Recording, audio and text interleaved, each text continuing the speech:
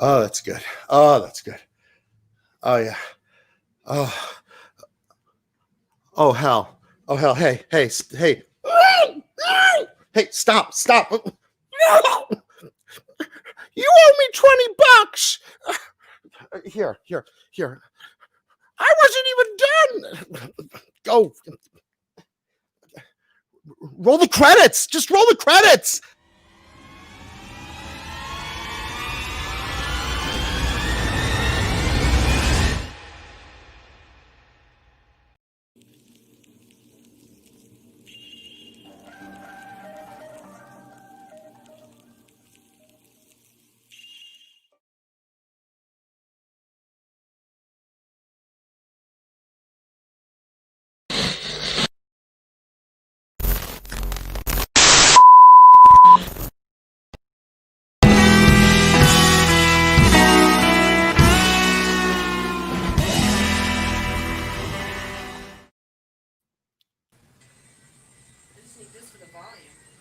By the way, Glenn Miller played Songs that made the hit parade.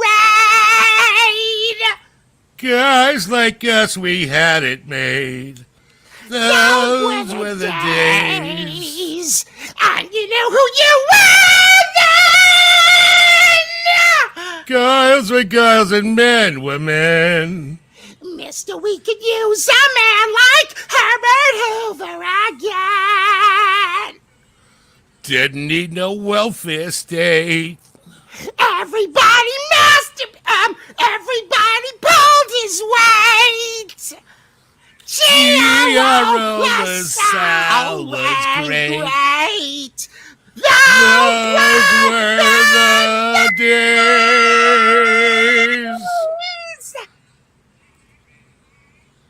Hello, welcome to The Communication Breakdown, episode number 18. Thanks for tuning in. I am your host, Sandra. With me, as always, is my co-host, my brother, Gary Big G. Thelander. Tonight, we got a special treat, special guest from TV shows like Lost, VEEP, Hollywood Treasure. You know him, you love him from YouTube's popular live stream, Talking Metals and 80s Guitars. I'm sure I fucked that up. Talking guitars and 80s metal live. Mr. John Hey, welcome everybody. Welcome to Communication Breakdown, episode 18. I am honored to be here with you. Can you stand it? 18. What's up, John? How you doing, buddy? How are you guys? We are not worthy. I'm sorry my voice wasn't even great today because I have a sore throat, but I gave it my best. That was an awesome Edith. I must say. That was fun. That was a lot of fun. Let's say hi to everyone in the chat. Can I do it? Yeah, absolutely. Let's do that. Let's see. Hi to Mitch Heyman, Dwight Bailey, my girl Susie Cherry, Charles Green, my man Fruitcake Tony, Mitch Heyman, Janice Lala, Thomas Santiago. Let's see. Thunder Falcon from the Super Friends. Nice. Sandra Picorni. Picorni. Me love you long time. We love you long time. Love that. That's what I do when you sing it Tuesday nights. I just sit there and do this little dance. Brian S. Wolverine out in Atlanta. How are you, man? And everyone else that's pouring into the chat. Welcome. Johnny Bean. Welcome. My hometown from the Johnny Bean TV channel that sponsors our show, Talking Guitars and 80s Metal Live on Tuesday nights. Cool Bean. Good to see you here. Good to see everybody. Yeah. Yeah, thanks everybody for hanging out, man. We really appreciate it. I promise to bring the level of the show as low as possible. We probably will be airing after this. This might be our last show ever. This is probably the last show. This will be the last show. We could get banned from YouTube for like fucking forever. This last show opened with a severe masturbatory joke brought to you by Bang Energy Drink. Nice. Bang. When you've got a mouthful of something else, Bang is where you want to be. And what flavor are we enjoying tonight, John? Today is Bangster Berry. Bangster Berry. Bangster Berry. Nice. Sean Beerbrower joining us. Drunk neighbor Eddie. Hello. Hey, Sean. Hey, Eddie. You called Eddie. Eddie, it's time for spaghetti. Eddie's a very cool guy. We love you. Brian Spalding is asking, how low can you go? Oh, Take wow. the limbo stick, Oh, bury it underground. That's the level of quality I bring to a show, no matter what show it is. This show is going to be in the gutter tonight. I guarantee Yeah, this is going down like a torpedo. Trust me. John, could we actually say that this may go down in the annals? Yes. It will certainly go down in the annals, like my proctologist's fingers. One for the history books, absolutely. But Yeah, one for the fistery books. Yes. Either way. Lisa, what's the matter? You can't get the chat? My wife can't get the chat on the YouTubes. On her Oh time. no. That's probably a good thing. Hold on, let me just get up to our professionalism. No, there's no professionalism here, John. Come on. Hey, There it is. right. maybe a smidge. So, John, Just a little bit. tell us a little about yourself, John. In case somebody out here in the chat doesn't know anything about you. Well, let's see. Clearly, I'm very lonely. This is my current girlfriend right now. She's very attractive. Where's her wig tonight? No Yes. wig? She's blonde. You can see she's blonde. Oh, okay. I need some cock. No, not now. Let's see. Tell you about myself. I do comedy, acting, TV movies, voiceovers for cartoons. Currently enjoying talking guitars and 80s metal live on YouTube. And, you've seen me on a bunch of stuff. Like Sandra mentioned, Lost. I was one of the others in season 6, VEEP. I played a congressman in 2 seasons. Hollywood Treasure. I was one of the hosts of that show on Sci-Fi Network. I've appeared in various movies, TV stuff. I'm basically a loser that has no real career or ability. So this is the type of thing I do. So I totally didn't recognize you as the congressman. because Somebody I was had to very tell me. clean cut in a suit. Somebody would have to tell me that's John Mankuta. I'm like, no fucking way. Yeah, Congressman Jefferson, seasons 5 and 6 of VEEP. Yeah. You clean up pretty good. Thank you. I also dirty up pretty good. If you watch Lost, you wouldn't recognize because I have, a lot of black scruff and a long ponytail, and I was very, very mean, which is kind of ironic because I'm like the goofiest idiot alive. It's like, I'm looking and I'm beating up the main characters, and I'm looking at them with a rifle on them like this, and I'm the mean guy. I wouldn't say you're goofy at all. In real life, I'm definitely goofy. I'm an idiot. That's my mother. Trust me. I say, Mom, what do you think of what I became in life? I entertain people. I'm not entertained. Were you one of those Hollywood actors that started out as a child doing commercials and?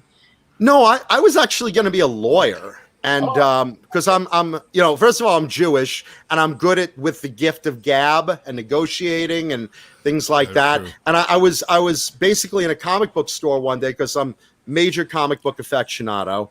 And someone came over to me that's a friend of a friend, and he says, hey, you're really tall, and didn't you do like stand-up comedy or something? Because as a teen, I was doing some stand-up comedy. And do you want to try out for a movie? They're looking for a tall guy, and it's his friend, and you want to try out? And I said, yeah, sure. It was a low budget horror film called Depraved. And I basically showed up on set. I read some lines. They liked it. They dressed me up goofy and cheesy. And I just ran with it. And I was so into it. And I've never been into being on a stage per se, like school plays. I did a couple of like comedy skits for like talent shows and stuff, but I never really liked, being in a play, for instance. I like that safety net of a camera where you do scenes and then you end and then they do the next scene, and you only have to memorize a couple of pages of dialogue. A play, you're like memorizing the book, and then you're running it through, and if you mess up, you've screwed the whole thing up. You fuck up, you're fucking everybody up. Now on the difference, I like live TV. I was a featured extra on SNL for like 6 years, so like that got my feet wet from like I think it was like from 99 to 2005. No shit. Or 2000 to 2006. I started the same day Will Forte did. And you'll see, if you watch those reruns, you'll see me in the foreground of skits and stuff. You know, I have no lines unless it's in Omni, which means like, you know, you all say it at once, like, oh my God, you know, something like that. One of my best friends works on the set. I slept with her. No, it's a guy. Oh, no, I don't know. His name is Brad. He's kind of bald. He's got a big handlebar waxed mustache. Oh, like Raleigh Fingers. That's cool. Yeah, he's worked at, was that 30 Rock, right? 30 Rock, yeah. It's 8H, Studio 8H. Yeah, this is 7th and 8th floors. Yeah, he's worked there for like 20 years, man. He lives here. Oh, in then Florida. I've worked with him in that room. I mean, yeah, you know, Brad. I mean the really people I started with, you know, the main cast when I was on was like Will Forte and Seth Meyer and Tina Fey and Amy Poehler, Horatio Sands, Kenan Thompson, what's his name on one of the talk show hosts, not Seth, but Jimmy Fallon was there at the time.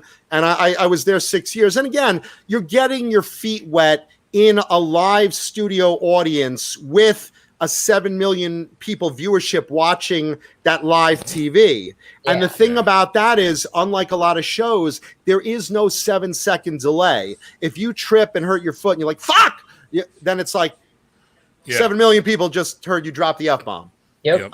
So it's like, it was really good experience to get my feet wet on that show. And, you know, I've worked other shows. I was telling on Facebook the other day, Chadwick Boseman, and I did scenes in All My Children. Now, again, when I say we did scenes, I was in his scene. He was only on that set for a week. You know, the late, great Chadwick Boseman, Black Panther, for those of you that don't know. Yep. He basically came on as a character Reggie, and he started off his first scene as a thug, like a gang thug in a rehab clinic. I played a drug addict in that rehab clinic. So I only had one line, and it was, hey man, you know, like back off. And that was it. But it was his scene. So you'll see me in that little bit of scenes.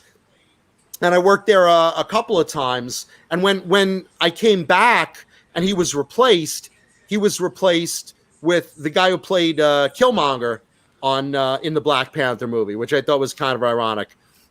Yeah. So that's cool, I mean, man. Yeah. So I've done a bunch of stuff, but it's like right now I'm in the YouTube world, and you know, whatever else hires me. I mean, right now nothing's really shooting.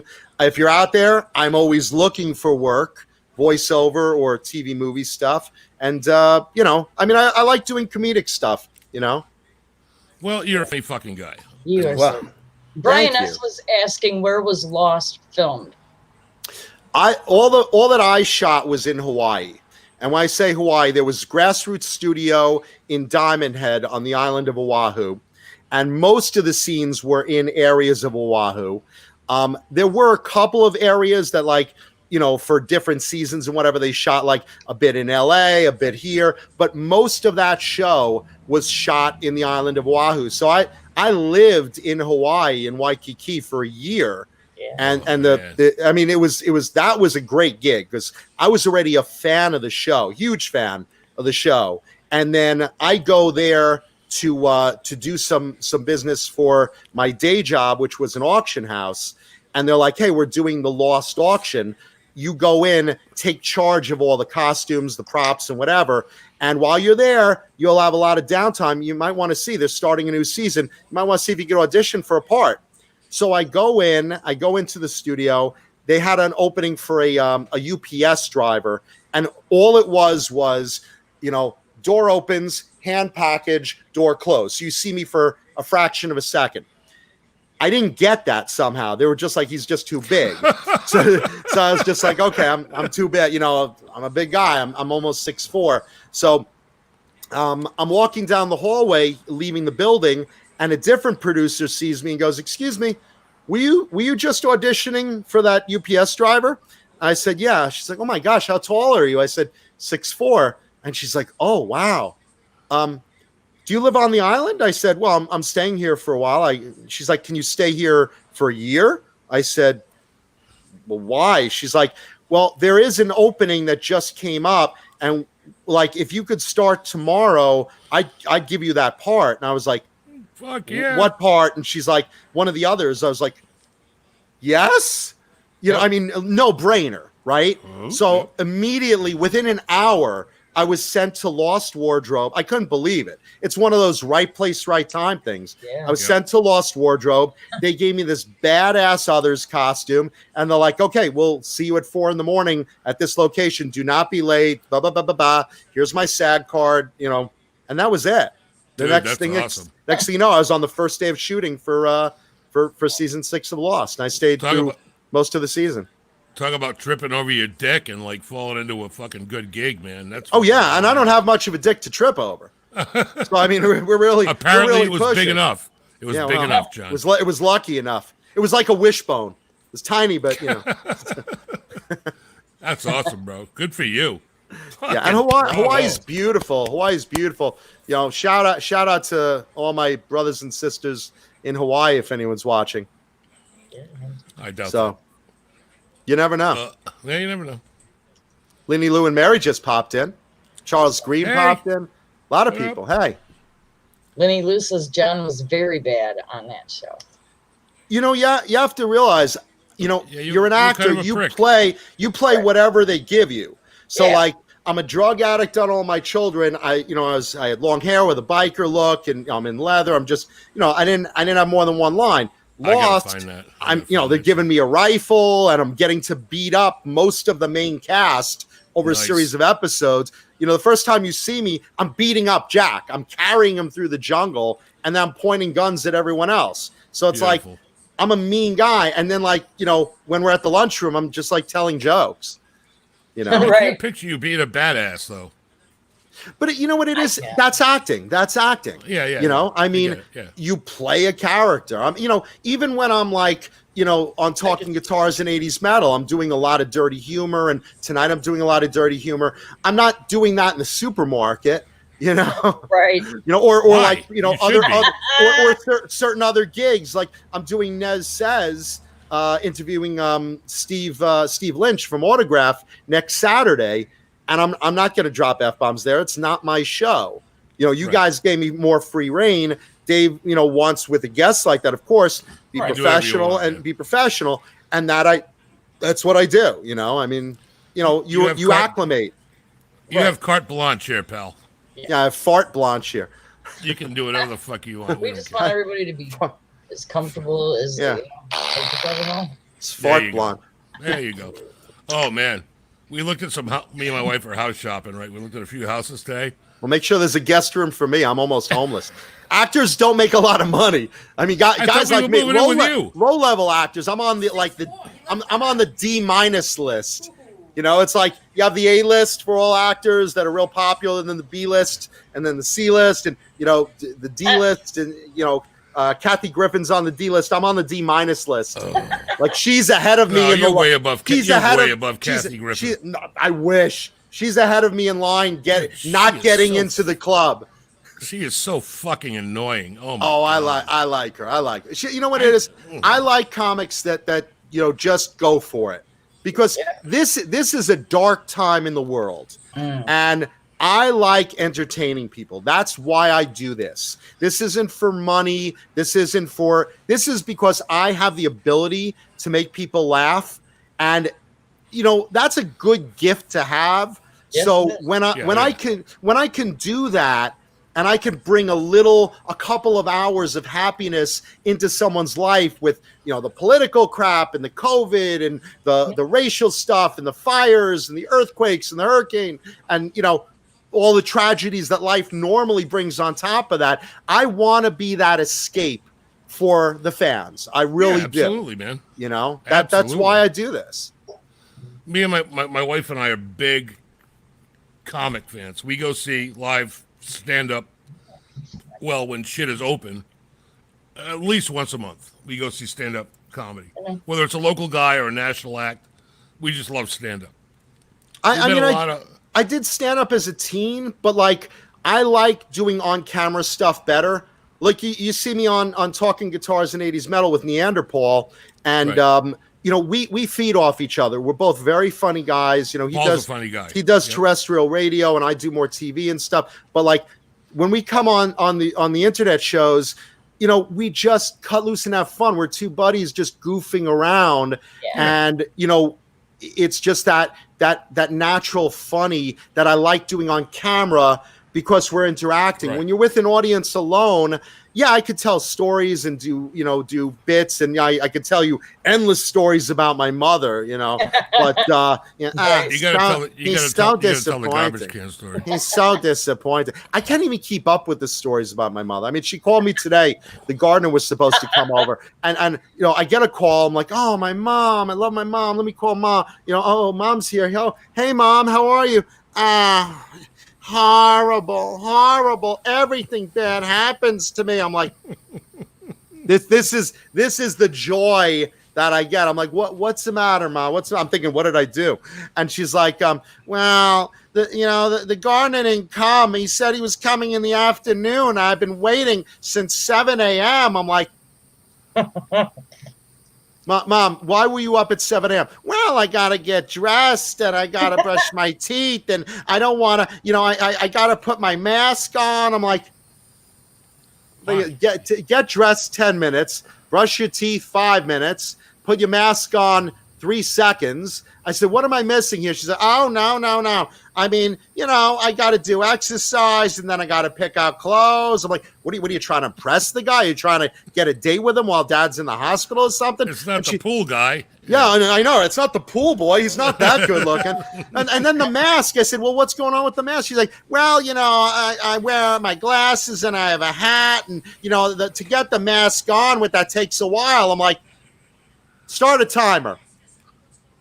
Go, stop. But somehow, she's up at 7 a.m. waiting for the guy. The guy's probably still in his bed. Mm-hmm. But this is a tragedy, my mother, because it's like, well, it's 3 o'clock already. It's afternoon and he's not here. Well, Mom, you got 3 more hours afternoon to go. But what if he doesn't show up? He was sick last week.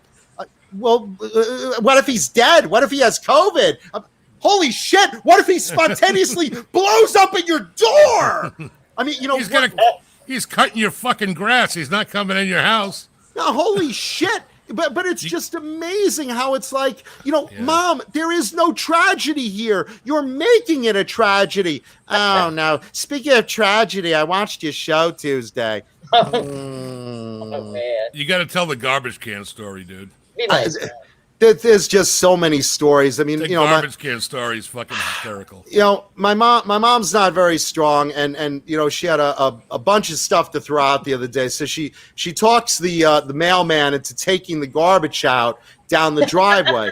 So it's very windy out, and the next day she's like, "Well, how am I going to get the garbage can back?" Well, I don't know, Ma. How far down the driveway is it? And she's like, well, it's pretty far, I would imagine. It's at the end of the driveway, and I don't want to walk all the way out there. What if I fall? I mean, again, what if there's a leftover mine from World War II on the driveway? You never know. What if a gopher hole is there and you break your ankle, Ma? You never know. Well, look out the window and see, where is the garbage pail right now? Oh no, the garbage pail's gone. Gone. I don't define gone, Mom. Wow. The garbage can isn't there. Someone must have stolen it. Why the fuck would anyone steal the garbage can, Ma? Why would anyone steal the garbage can? Well, they are $29. You sure it's gone? I don't see it. What if it blew down the street? How do I get it then? Do you think they'll return it? Or no, someone probably stole it. Should I call the police? Should I report that? I'm thinking right now, the police are probably in the middle of a riot line between Black Lives Matter protesters and white supremacists. Steady, men! Steady! Tear gas ready! Pepper spray ready! Shields up! Boop, boop, boop. Hold on, man. Hello? This is Mankuta's garbage can has been stolen. Forget this, man. Regroup. Ms. Mankuta's garbage can stolen. Form a wall around her house. Fan out. We've got to see if it's down the street. And my mother's like, you make fun, but now what do I do with the garbage? I can't just put it out without a can. What do I do? This went on for days. So finally, one of the neighbors just saw it in the street laying down, like behind a bush, and he just lifted it up. And my mother called me, I have tremendous news. I'm thinking, my dad's in the hospital. Finally, some good news. What's going on with Dad? No. The garbage can turned up. Well, let me call off the SWAT team because they had the bloodhounds out. They were looking. They gave up for the kid in the river. They had the bloodhounds looking for the pail because he could have gone a block over. It was really windy, Ma. But this is the type of thing I do. That's them looking for the pail. They're looking for my garbage can. Yeah, here they come. Ma, did you call them again?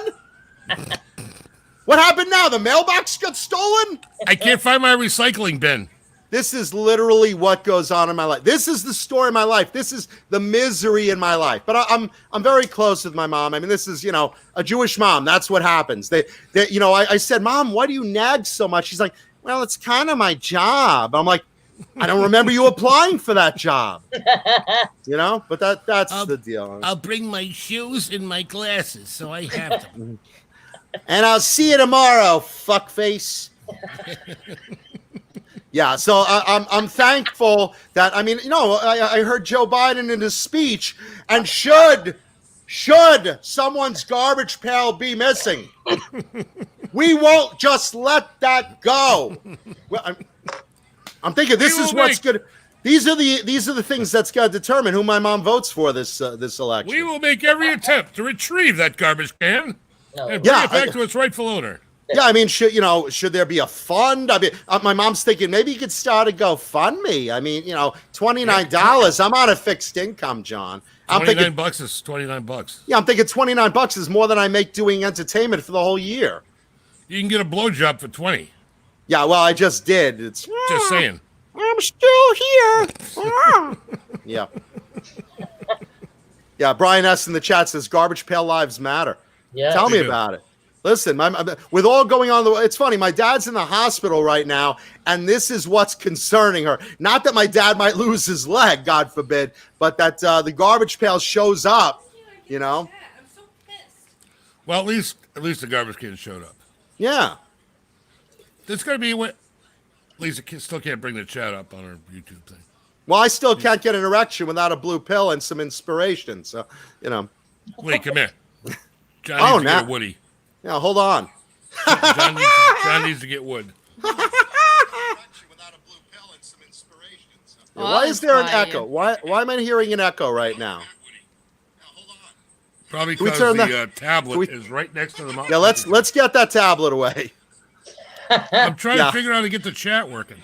Hold on, let me just throw professionalism out the window like a paper airplane. Hold on. You know what? Don't be so critical, John.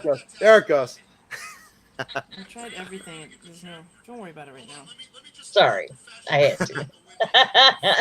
Thousands and thousands of people are watching this live. Yes. Thousands. Hey, I'm trying to get my chat up so I can talk dirty to you, John. Shut Look, up. just lift your shirt and shush. Oh, boy. Then you asked John if he was a fan of Don Rickles. I love Don Rickles. There's a lot of comedians I really like. We saw Don Rickles. Oh my God, Don Rickles is just a genius. I mean, you have Don Rickles. I mean, I still love Toy Story, his bit in Toy Story. He's just that quintessential wise ass. I mean, you have to realize the thing about humor is you're just doing everything in the name of joking. It's not a matter of crossing line or whatever. I mean, certain lines you do not cross. You don't drop the N-word. That's where I will draw an absolute dropped line. Every fucking bomb there was. But you know what? He did not care. You want your end goal is to make people laugh. Like I'm just joking with your wife. She, I know her humor and blah blah blah. And, this is like a dirty little joke. But in the supermarket, I will not talk to her like that. This is shtick. And someone like Don Rickles is like the king of something like that. And then you got loves you to talk dirty to her in the produce bathtub. Especially if you're holding a cucumber. Listen, I got the Vegematic 2000 ready to go. I got a good I got a Here's really an good Don eggplant. Rickles story for you. Here's the zucchini for you. Me and Lisa saw Don Rickles in the round at the Warwick Musical Theater. What year was that? Like 90, 92, 93? She's like, Buddy Hackett's kid was the opening act, who was fucking hysterical. Hackett's also brilliant. Me and Lisa were the youngest people in the audience. It was a sea of white and blue hair, right? Nice. And we're like probably 20 rows back. Thank you. Don Rickles comes out. I don't bother you. The first thing he says, there's like some guy and his old wife, they're probably like in their 70s. He's like, buddy, he's like, hey man, is that your wife? And he's like, yeah. He's like, oh, I wouldn't fuck her with his dick. And they get up and leave, right? And then it just that he got a hard on after that. Now he starts singling people out. Hey buddy, how long you guys been married? 50 years? He's like, I would have killed myself after 2. People were leaving in droves. Oh, I mean, the place was half empty by the time he was like 10 minutes into his set. He was pissing off. Well, that's not how he was on Johnny Carson. Well, He didn't act like that on Johnny Carson. He was dropping the F-bomb and the C-bomb and I mean, oh my God. I got a similar story. He was filthy. It was hysterical. We're like laughing our asses off. But people were just like leaving in droves. When I was doing stand-up, and this is so many years ago, I remember I was just doing random clubs, and I was working very blue. I was doing dirty jokes about Popeye and olive oil. I was doing, Dr. Seuss dirty jokes. I mean, I was really like going for like every dirty, draw the line in the sand. I was jumping over it. And I go on to one of these open mic nights, and I start talking about olive oil's pussy or something. And I look into the audience because I hear... And I look close because, you have spotlights on you. So, you don't necessarily see everyone. But I look straight down. There's a big Shelley party Duvall. table, about 24 old ladies from a church. Oh, like, and I'm talking like the elderly, like, oh, my God, even their gynecologist, like, doesn't mention vagina to embarrass them. So, right. I mean... I just heard the gasp almost suck me off the stage. And then I'm like, oh shit. All right. I'm looking and it's like old people. Oh fuck. Where am I in Century Village? I'm in Boca Raton. I got no material. Basically, I mean, I had a little bit, but it was like, I had my set. This is my 15 minutes and I know what I'm doing. And this leads to this. So it totally threw me off. And I see like in the back, the guy that, works the timer. He's flashing the red light, and I'm like, and you don't want to just leave like, thank you. You want to leave on a joke. Yeah, so like, I'm like, all right, let me just do the Popeye joke. And I'm like, all right, Popeye has olive oil sucking his dick. Yo, wait till I'm finished. Me sperm tastes like spinach, says Popeye, the meat smacking man. And I just see women like, yeah. And the women are just like, just the looks of horror will haunt me till my dying breath.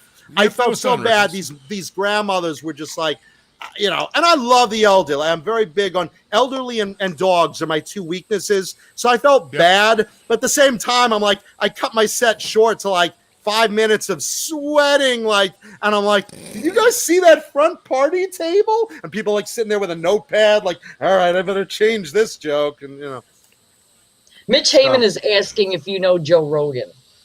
I do not. I mean, I've worked with a surprising amount of people between SNL or I worked in a scene with Meryl Streep in a movie called Prairie Home Companion, and it's like it's Meryl Streep. 19 Oscars, Meryl Streep. Yeah. And again, I'm sitting there as a featured extra next to Woody Harrelson. I was in that movie as a featured extra. What it was, I did a stand-in for Garrison Keillor. And, because he's also 6'4". So I was doing stand-in, and the girl who got me that gig is like, hey, do you have any scene that John could be in? So he's like, yeah, put him in the diner scene next to Woody Harrelson. And, that's the scene everyone's in. because these 4 are in this booth, these 3 are over here. So I'm like right between them. So I'm like, great, you could catch a look at me there. And, Right. offset, it's like I'm hanging with Lily Tomlin and Meryl Streep. And then there's Tommy Lee Jones over there you talk to during lunch. And then I made the mistake of playing chess with Woody Harrelson, because he's walking around the set. He's like, does anyone want to play chess with me? And nobody's answering. I'm like, wow, no one wants to play with Woody? I mean, he's a kind of a big deal. And everyone's like doing this, kind of ignoring him. Yeah, I'm like, what's the problem? I didn't know he's a chess champion. So he knocked me out. We did 3 games. I'd say all done within 20 minutes. Holy. I mean, he's like pro level, and everyone else apparently knew it. They were like, look, the new guy is playing chess with Woody. Oh, well, Woody should be done in a minute. Yeah. And he just smiles at me. He's like, you want to go again? And I was like, okay. And then I started to get it. And, but the idea is I've worked. I mean, SNL, I was in a scene with Robert De Niro. And again, I emphasize it wasn't me and De Niro exchanging dialogue. It was Robert doing his scene. I'm sitting down here. This is early on. So there's no between us. But we did have a joke between us, because I had a ponytail at the time, and they gave De Niro a ponytail for that scene. And he walks out of the dressing room, and I walk out of the other room, and we kind of meet in the same moment on set. And he just sees the ponytail, and I see his ponytail, and I kind of playfully do this again, and he playfully does that again, and we're kind of snickering, and I go, Dad? And he just cracked up, and that's my big De Niro story. But it's like, but I've worked in things with a lot of better known people, Right. I've been lucky that way. I got to do a deep dive on your ass and find some. Well, that's what my proctologist said. Go ahead, I'll take down my pants. You Vaseline up. You had to go down the ass dive. road, did you? You said you were going to do a deep dive on his ass. Yeah, the Hershey Highway. You went there first. Yourself wide open. You know what I meant. No, but my lighting is getting better, by the way. When you do look better now. You're 10 times handsomer. I'm getting hard like right now. No, I haven't trimmed my beard yet, though, John. When you're getting your feet wet in the industry, you try to do everything someone asks. Of course. So it's like I had someone doing an Australian parody film in Australia and New Zealand, and he's like, "Well, do you want the part of an American?" I'm like, well, yeah, what's the part? And he hands me a script and I read it, and it's totally goofy off the top. And he's like, well, we'll pay you this much and we'll fly you down first class and you'll stay here. And I'm like, this is a paying gig? I'm like, yes. And I was even able to negotiate one further thing. I said, I don't really fly first class. I don't like it. I'd rather fly coach. Would it be possible to take that first class ticket and fly me coach and have my buddy fly coach with me, because he also knew the producer. And he's like, I'd love to have him on set. And so it was like, great. So I got my buddy That's a more free like a trip to Liverpool Australia. accent, by the way. That's a Liverpool accent, not Australia. Well, thank you, my favorite critic. Thank you.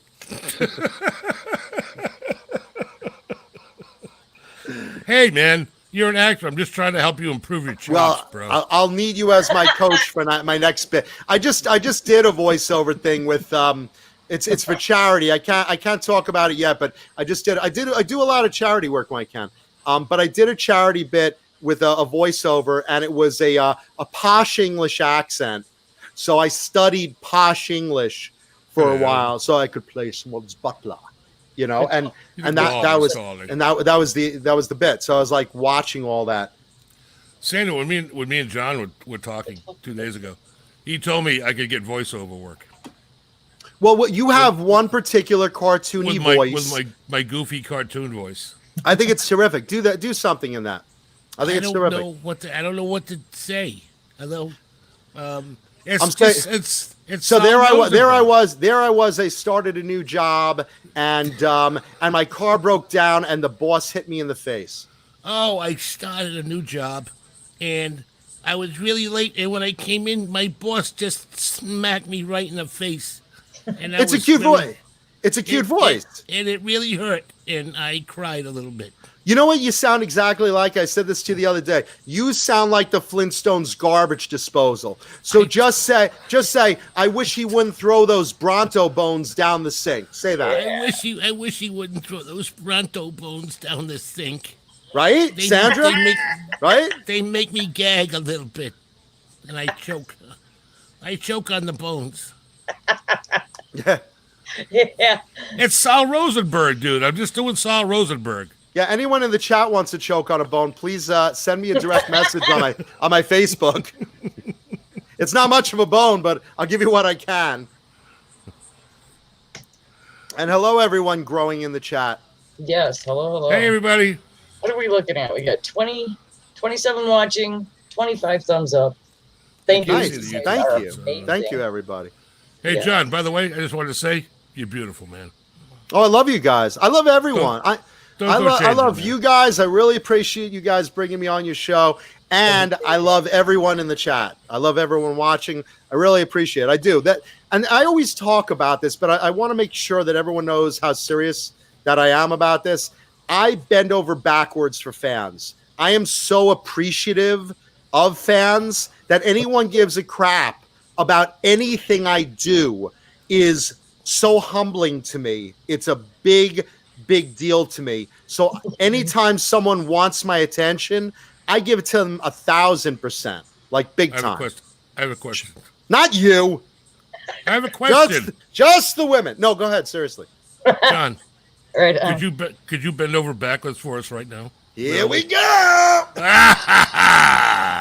No, but seriously, That's what I'm talking about. I really do. I've always believed that you know, because I have fans from Lost and I have fans from whatever, and you know, Lost fans especially, they want you to sign stuff. They want you to sign like cast photos and group photos and take a photo with them, autograph something, whatever, or just ask questions about the show.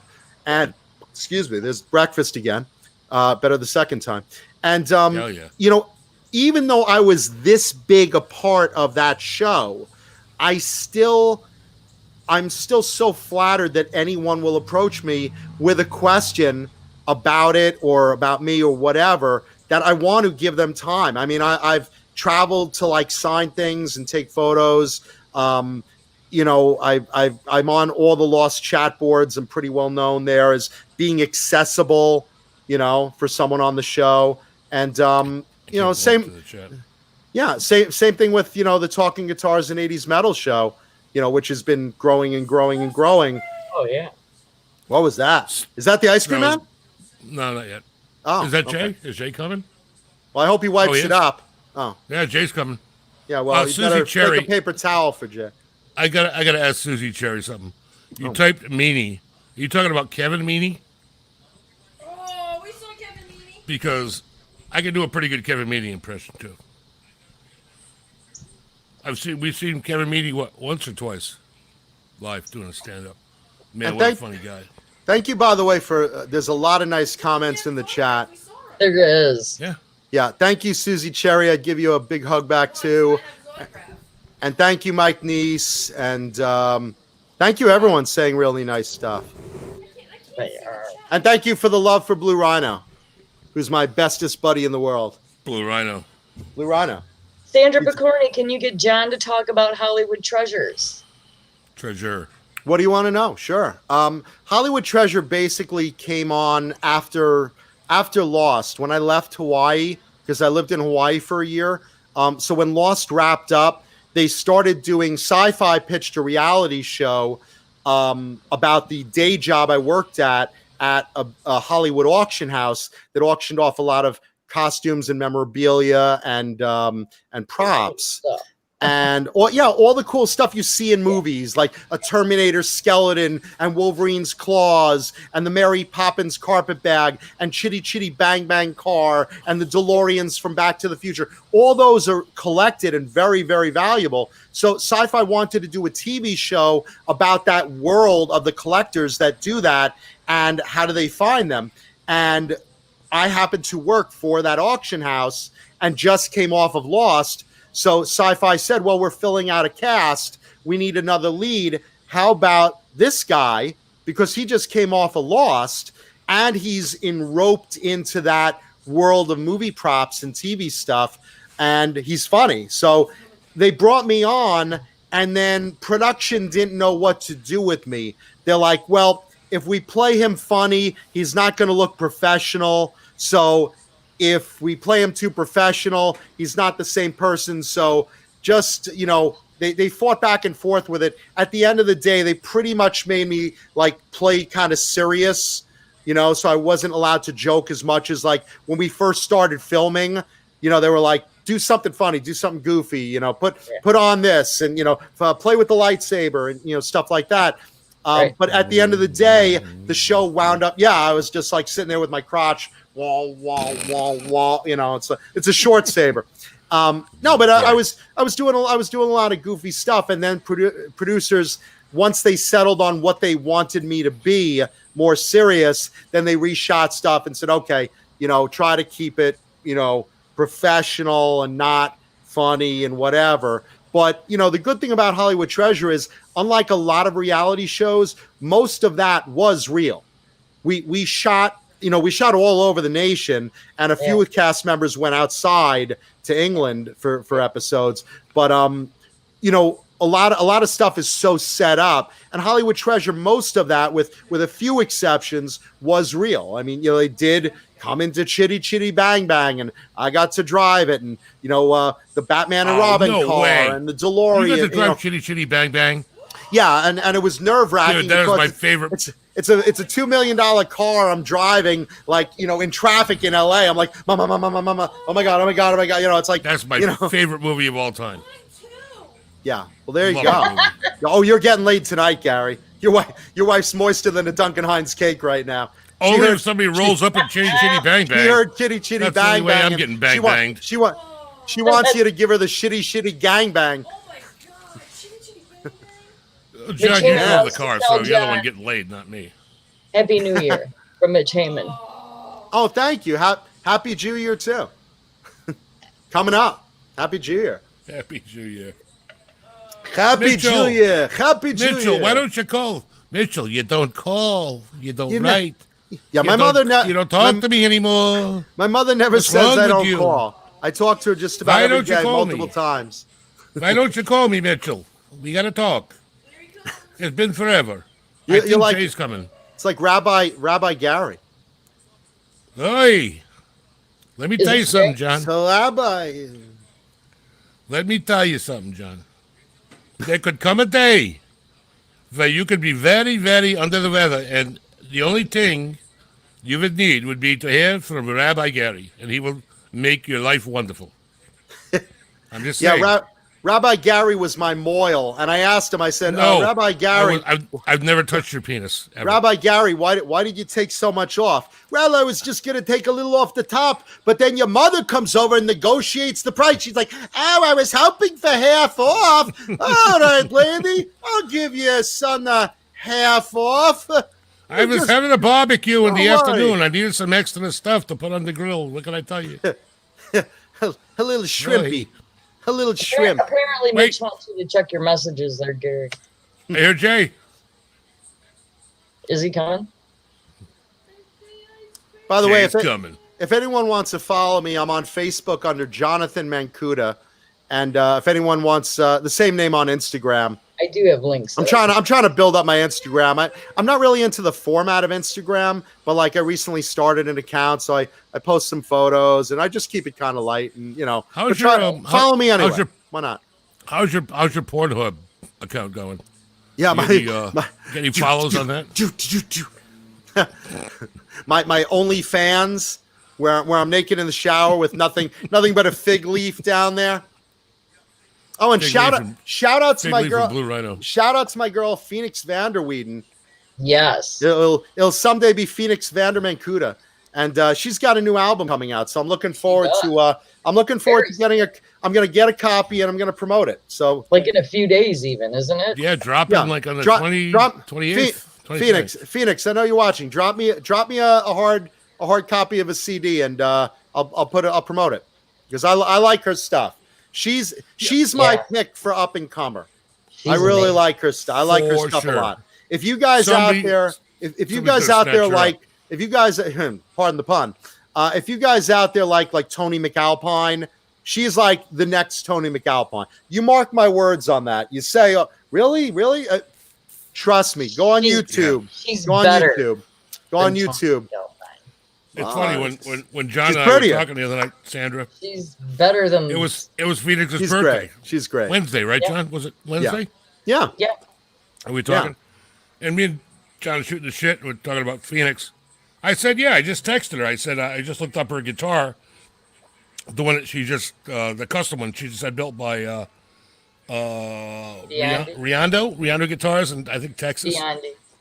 Biondo Guitars. That's what it was. And I just texted her and said, dude, that guitar is fucking crazy. Because when she was showing it on the show, their video really sucked and I couldn't really see it. So I went on the website.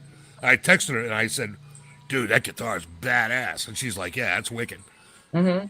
And I'm talking to John. It's like, yeah, I was just talking to Phoenix. He's like, oh, tell her I said happy birthday. I'm like, today's her birthday? I said, give her a hug for me. Give her a hug for me. Yeah, that was it. And I didn't know today was her birthday, so I messaged her back and I sent like a hug with like two like guy bears and like a girl bear. And I said, yep, me and John said happy birthday. Hugs, baby. And so I think she's like, oh, you know John? I'm like, yeah, I'm talking to him right now. Like same time I'm talking to you. She's like, holy shit. I'm trying to let people know about her while it's early on, because this is an artist you want to get on the ground floor of listening to. She's that good. She is. I'm not just saying that because she's my buddy. I'm very serious. Just check out her YouTube video. Thunder Falcon checked out her YouTube video and he's impressed too. I'm glad we had her on the show. Yeah, she's great. She's really great. And you'll have her back one day. Oh yeah. I'd like a big stick. Get me a popsicle to suck on. No. I can't wait to see what Jay brings me tonight. Yeah. What flavor alcoholic ice cream this week? Yeah, Sandra, don't you feel left out with this?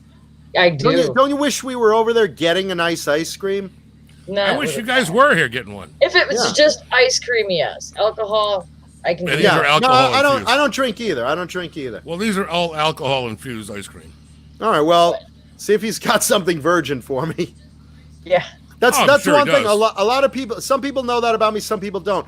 I do not drink, and I don't smoke, and I don't do drugs. And it's a personal choice.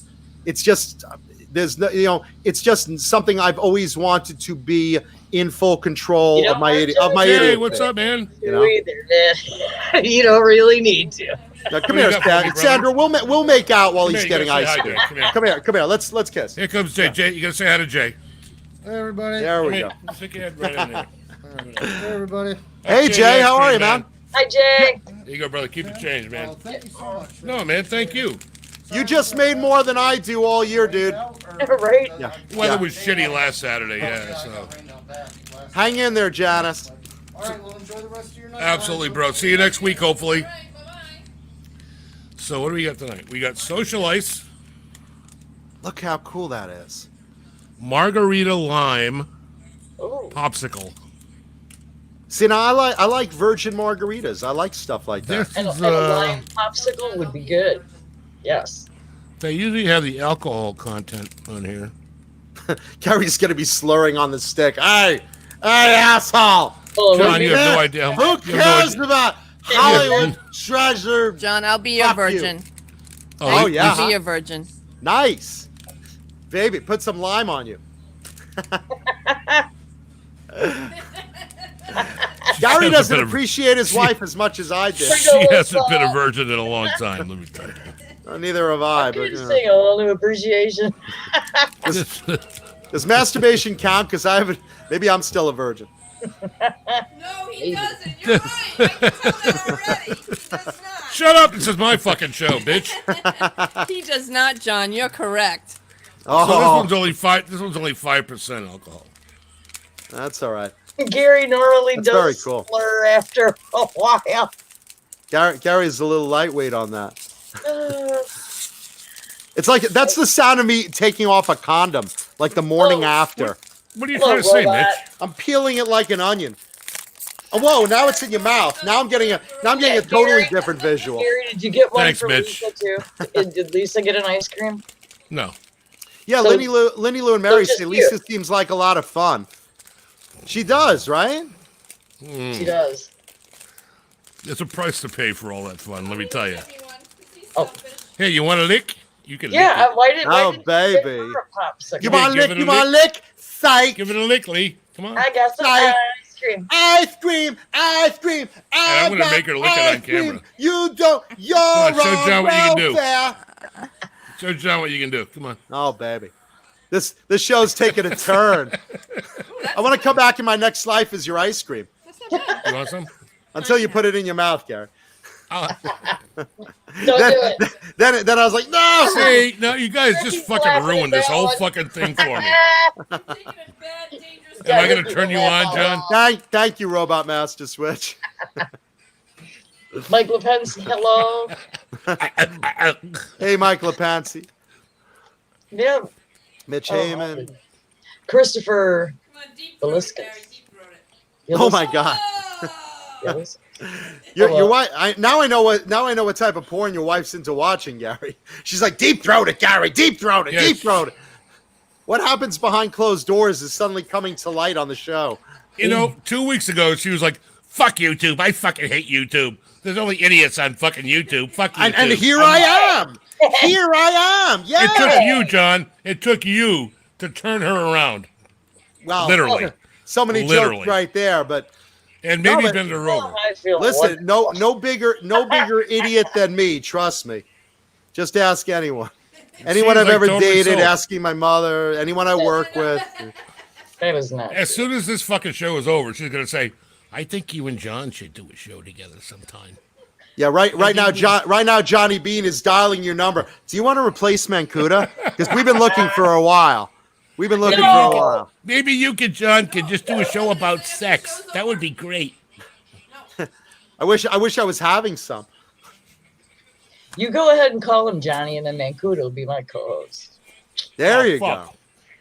Sandra and I'll have I think John and I should the do a night show. hour. I don't want We it. got it I all think so figured too. I think we should do a It's gonna hot fall. oil show. This is turning out to be a party on wheels. It could be a win-win. It's gonna be the Sandra. John, I Sandra, think you and I Lisa, should do a Mankuta. show. Yeah, Sandra oh. Mankuta I think you and I Lisa. should do a show, John. It's gonna be the two girls and me. They're gonna kiss each other. I'm gonna be like, I'll just be and sitting then, here eating and then I'll popsicles. I'll go off stage for a minute. I'll be like, Oh Lord. There goes my fucking YouTube career. I'm be fucked. sitting there Yeah. like, Nice So, knowing you. Gary.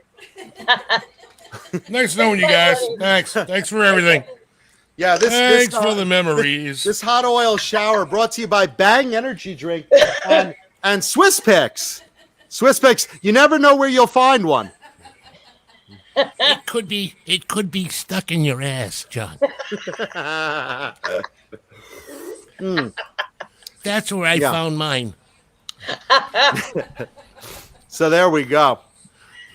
On 36 Solo, thanks for tuning in.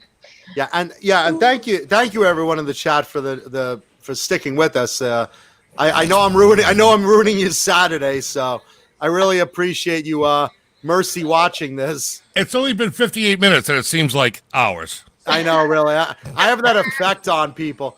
Girls I've never like had such a fucking mental beating in my life. I've I gone have on tonight. I've gone on dates with girls and they're like, we're at dinner and we're looking at she's already like, I think I have to go soon. I'm like, I Is haven't it even time? picked my appetizer yet.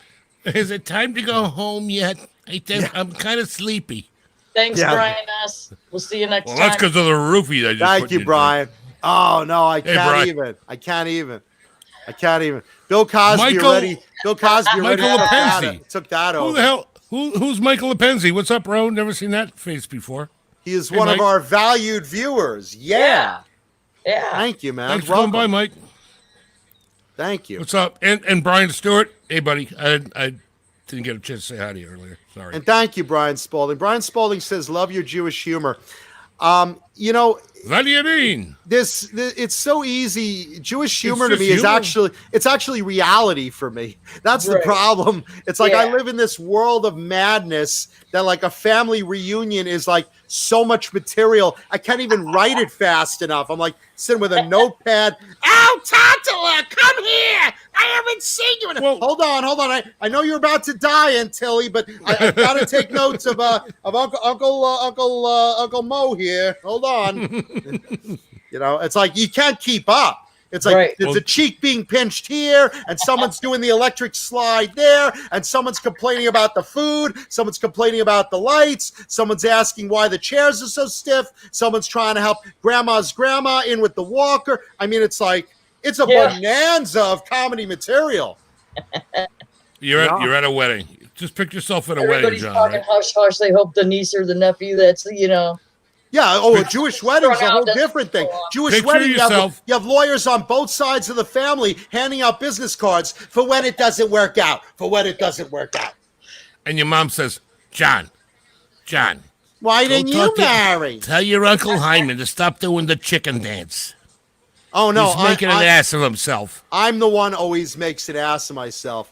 One of my cousins has I don't picture that for a videos second. has videos of me doing like the Elaine Bennis dance on the I'm sitting there like That's her. That's your girlfriend. That's Lisa right there, doing the Elaine dance. yeah, and That's your and girl. while I'm doing it, there's like an old lady in front of me, like someone's great grandmother, and she's like trying to see if who is this? Who's doing these nutty things in front of I me? don't know who they do you have are. any more of the little wieners wrapped in? Are those kosher? Pigs in the blanket. Yeah. Yeah, the Another pig in a blanket. half of the audience has plastic baggies to stuffing them in their purses and in their pockets. And do they have extra sugar? I need more sugar for my house. The sugar packets they're stealing. I put the jellies in my bra. It was always the one of the pink sweet and lows. not saccharin, but what the fuck? Ball a- saccharin. Ball what's a- saccharin. Sweet and low. Sweet and low. Sweet low. They have them with sweet and low. Yeah, they're looking for sweet and low in the half and halves. And then with the half and halves, it's like, The can little you, ones, yeah. can you help me open this? It's kind of ridiculous. They have this little tab, like I have nails. Like, look, you can't do it. This one's defective. Well, no, This their doesn't nails are like open either. fucking. Their nails are like 3 inches long, and they can't grab a friggin' little tab on a friggin' half But you and a know half what? thing. Fuck those It's like little things. finding Why the do they gotta be clit. so little? Why is it got? It's just a little thing. It shouldn't be It's that the clit of the half and half. You're just trying to find it and take care of it, and I then you gotta write put that it in down. your mouth. You're using your teeth a little, and that's not working. I mean, it's and then they're sitting there with the shaky hands, and like one drop gets in the cup. It's like, do you have can't- I 30 need a- more? Do you have Can I 30 get more? a bigger? I need a bigger spoon for my soup. It keeps spilling before I get it to my mouth. Yeah, Can I get the- a ladle, The please? soup, Somebody. the soup is always salty. That's like rule number one if you're a Jew eating out, soup is always salty. No matter what. It's like, salty is, what is this, the Dead Sea? Should I look for scrolls in the cup? Come on. Yeah, Where's the gefilte? Where's the gefilte fish? yeah, Grandpa, you order this soup every day, and every day you return it because you think it's salty. Why do you keep ordering the soup? Well, I'm hoping one day they'll get it right. Right on. Always hopeful. Yeah, this Always is hopeful. what happens. Yeah. Yeah, I get it. Ben, I ben, get Tom, ben Tom's calls it a coffee comer. Sure, could be. Yep. Sure. Yeah. I see that. So what type of music do you guys like? Because, I also, you may have heard, I also do a podcast on 80s metal and guitars and stuff. What type of music do you guys Is like? it live on Tuesday nights on It Johnny Bean's is show? live. It is on Johnny Bean TV. I knew It that. is. I knew that. Yeah. Yeah. Tuesday nights. One of the Yeah. best shows on YouTube. Thank you. I can say me and Sandra both enjoy the song stylings of Pantera very much. Lisa's screaming. Lisa's like a Rat, Motley Crue. Yeah, Lisa and I really got to hang out more. Yeah, that's John likes the same shit. I like all that stuff. Like Make no John likes mistake. the same shit. I like Dimebag Darrell. I do.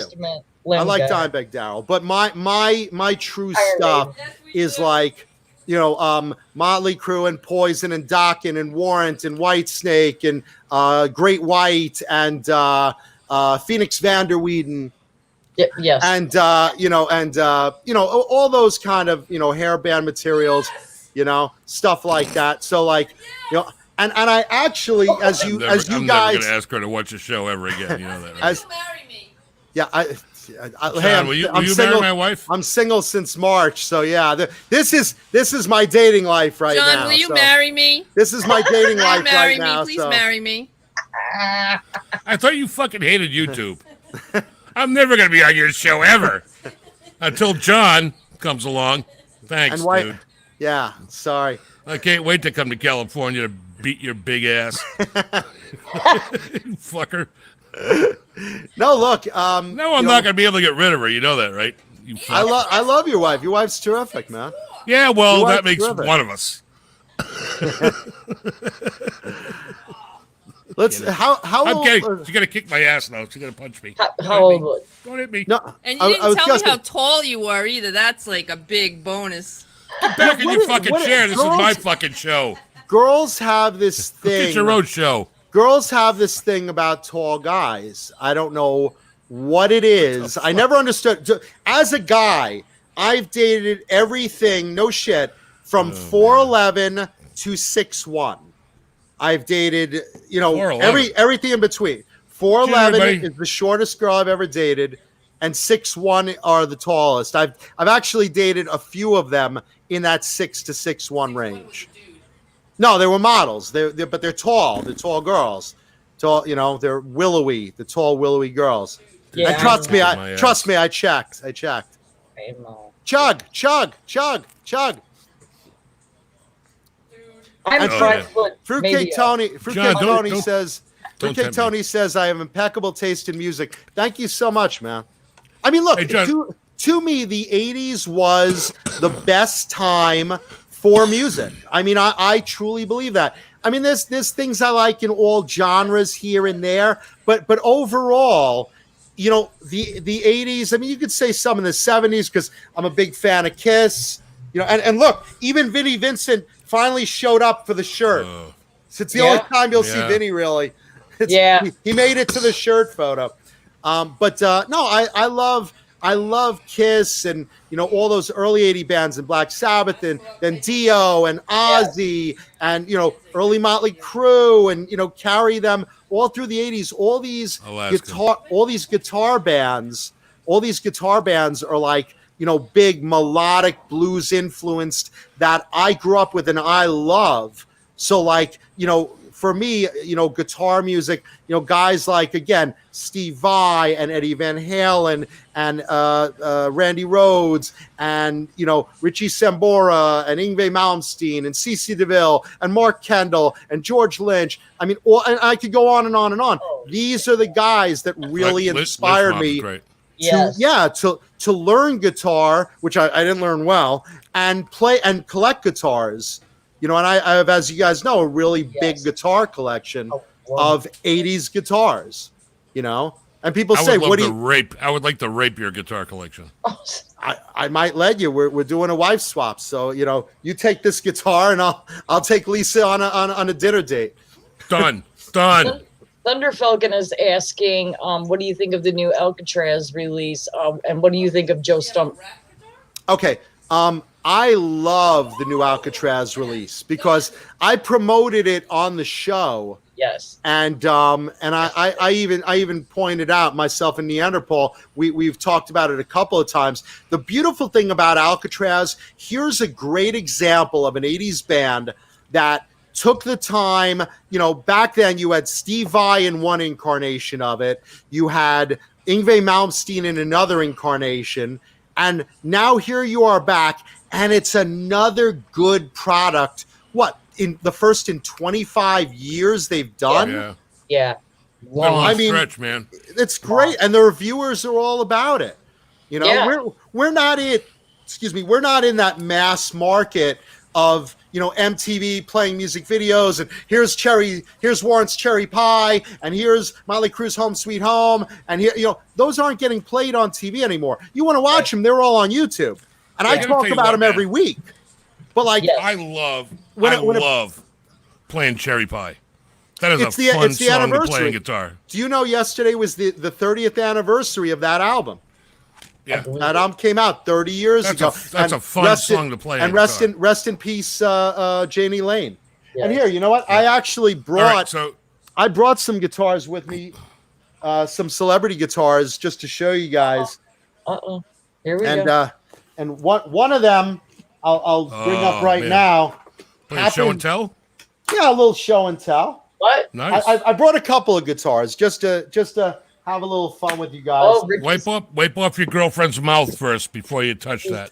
Ricky's digging And it. You want- And I brought these on the Johnny Bean show, you know, previously, Yeah. but you know, maybe you guys haven't caught all these particular episodes. So, you know, since you're talking about Warrant, Sure. this is Eric Turner's oh, sex guitar. dude. So you guys recognize Holy that. Fuck, That is. dude, that's sick. This is a BC Rich Gunslinger. Yes, Yep. it is. What's that, like an And- 86? No, 88, 89. And there you go. Pump me That's up. And it has all badass, these dude. cool little, you know, dirty sex Yeah, yeah. positions on Yeah. there, which is kind of fun. And look at the inlay. Whoa, there goes my camera. Hold you good. on. You good. Hold on You to your rhino, kids. Okay. Look on. You can see it says Eric Turner Warrant on there. Oh, sure. Yeah. Dude, that's But look badass. at the sex positions as the, The fret little doodles markers. are there too. Fucking great. Isn't that fun? That- I Need to love polish that. those. Need to polish those frets, John. Yeah, I'm polishing my knob first. So Oh, okay, yeah, so that's beautiful, fun. dude. Yeah, and again, you know, we're talking Warrant. yeah, it's iconic. Fruitcake Tony recognizes it because he's a loyal fan of the podcast. Yep. So yeah, I mean, but bands like Warrant are. This is what I love about the '80s Tom music. Farrow, what's up, bro?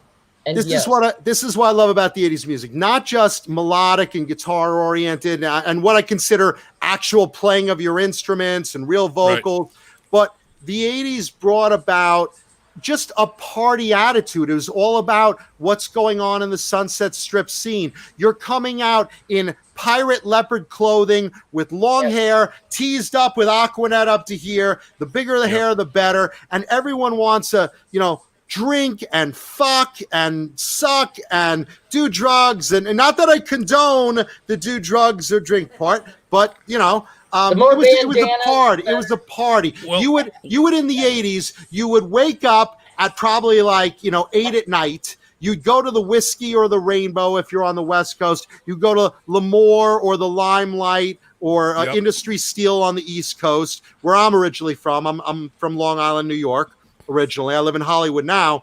But you would go to these clubs. You dress like, you know, in your pirate shirt with leather pants and your hair, and you'd go out and you'd hook up, and you'd wake up in like a puddle of, you know, Captain Crunch, Pop Rocks, and cum, you know, in the morning, and like, who are Don't these? leave out. Don't Who are leave out these the three? coke. Who are these three chicks? And yeah, and there's like a condom wrapper on your forehead, and there's, you know, a mirror with coke over there, and you know, it's nothing but a good time. And Yep. then, you know, Nirvana comes and just shits on the scene with, hey, let's be boring, let's be miserable. It's raining in Seattle. Our sweaters are itchy. Our girls are ugly. I'm depressed. I'm gonna put a gun in my mouth. It's like, wow, you know, The that's quite a sweaters- change. The sweaters and the girls are itchy Yeah, and you know, because they don't like to guitars- shave up there. Guitars are colorful and flashy and graphic and very, very cool, high energy music. And, you know, I always say, you know, people like Mankuta, what type of guitars do you like? I'm like, well, if it looks like it shot out of CC DeVille's ass in Yes. 1988 That's in what a I like. burst of pink, that's what I collect. Loud and flashy and fun, and it's about Yep. fun. The 80s were fun. Yeah, they were. They really were. Yeah. I know that you don't disclose. All right, let's say in 1985, Right. 84 was like the heyday of like hair bands. Well, just starting to break into the heyday of hair bands. Well, they were all around. I mean, they were at various Right. times. But you at know? that time, like mid 80s, I was like 26, Okay. 27, right around there. Right. And I was in like full blown. I was blowing too. I was working at Glory Hole at a gas station. Are you I was blowing trying to everyone. figure out I needed how- money, man. I needed money. You are We trying were to talk- figure out how old he is, aren't you? He's not going to tell you. Yeah, I don't know, even no, go. no, don't I even know, I go know. there, man. No. I've given up on that. Try to be 20, sneaky. 29 forever. That's 29 off forever. the fucking table. That's not Yeah. even on the table Yeah. anymore. But we were talking Thunder, about are we steel- making out? Ooh, We making out again? Yeah. give him a smooch. Ah, Come on. Oh man, ah. I think I'm getting a Woody. Love Sandra. Hey, that's my fucking sister, dude. You better back the fuck off. Ricky's out there laughing. Ricky's So out John there. and I were talking about Steel Panther the other night. Love Steel Panther. What a great fucking band, right? Terrific. And I Great just want to point out though, Steel Panther is like they really play their metal, and I love them for that, but they do parody songs. They do. Now, Right. Now, Susie Cherry brings up, I like serious music, but there's a place for everything. Now, I just want to touch on that because I also like serious music too. I mean, you're talking, if you look at Sabotage or Operation Mindcrime from Queensryche, Yep. these are thinking man's or woman's metal. Right. And I love music like that too. It doesn't always have to be, nothing but a good time. It could also be, CC DeVille. Queensryche's Ella Brown, for instance, or Right. Della Brown. Talking about a homeless girl that lived by Jeff Tate. There's a lot of thinking man's metal. Megadeth, does a lot of metal. That again, there's thinking man's metal. Dave Mustaine is such a great writer that Hello, me, it's me again. yeah, hello me, it's me again. No, but I mean, he really is such a great writer. A great writer, political, and Yeah. he Well, talks Rage. about real things. Rage Against the Machine, same way. There is a lot of areas for serious and for party, but overall, these guys and girls are playing their instruments. And I mean, really playing, really writing, really belting out vocals, melody and harmony. I mean, this is real music. Now, you take, and again, I'm going to slam on them just because I hate them. Nirvana, come in your mouth, up your ass. It's where I want it to be. Never liked Thumb them. in my Never. nose. Never really. No, I don't like that because I was in a cover band. That time was a very dark time for music. It was depressing. It was. depressing. And you It's just all- came from the 80s, which was the biggest party in the world. So big it lasted right into the beginning of the 90s. Converse All-Stars and flannel shirts. Fuck you. Yeah, fuck that. Fuck you. I'm just saying that, like, that A was Fender the time. Twin cranked up playing a fucking single coil guitar. I have to Feed- have my feed- Chuck Taylors. I have them on right now. Yeah, look, I don't care I had to what play someone Smells Like dresses Teen with, Spirit in a fucking But I've cover been wearing band back Chucks home for for like years, years. long And I was before like, grunge. fucking hate that song.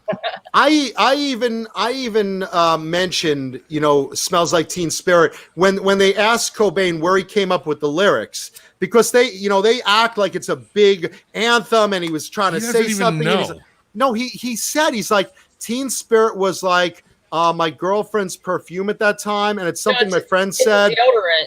And then here we are now, entertain us is what we'd say when we walked into a party. And it's like, all I know is I wasn't happy when all these depressing bands started singing about depressing things in depressing music and depressing times and singing about Seattle. I wanted to have fun.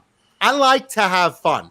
I like high energy and fun and music that gets you going and pounding your fist and banging your head and just humming along and driving along and, guitar solos. And that's what it's about to me. I got a question for the three of us. What is your What is your newest favorite band? Phoenix Vanderweeden. Aside from Phoenix, she's a solo artist. Yeah. Let's see. My newest favorite band, like something I just discovered, or something. Yeah, like within like the last 6 months or a year. Oh, I would say Heat. Heat. H-E-A-T. H period E period A period T. Heat. I But would with with the dots between the letters. They are a modern band playing 80s metal. They are so good. All right. H-E-T or H-E-E-T? No, heat, like the word heat, but it's H period E period A period T. So it's Okay. abbreviation, but it's the word heat. If you go on YouTube and you listen to Heat and you put in Heat and you go let's see what's a good song. There's a lot of them. Just try a few out. They're really Cool. good. Crazy Licks is good. And then if you want to go further back, I like a band Siam, which was a spin-off of the band Shy. And Yeah, one I've heard of of my friends just discovered the band Hurricane, who's like one of my always talked about picks for like 80s underrated bands. yes. So that's not new to me, but it's new to my friend. And that type of stuff. Sandra, what do you got? They're not new, but check out I Will Break Thee. A good song of theirs to listen to is Hell to Pay. Fuck yeah. Cool. Cool. Gary? Yeah, my guys are Sons of Texas. I knew you were gonna say that. Dude, They're a good band. really fucking good. I'll check them out. Sons of Texas. Any fucking song, it doesn't matter. Yeah. Any song. Down by the Riverbed is really good. But any song.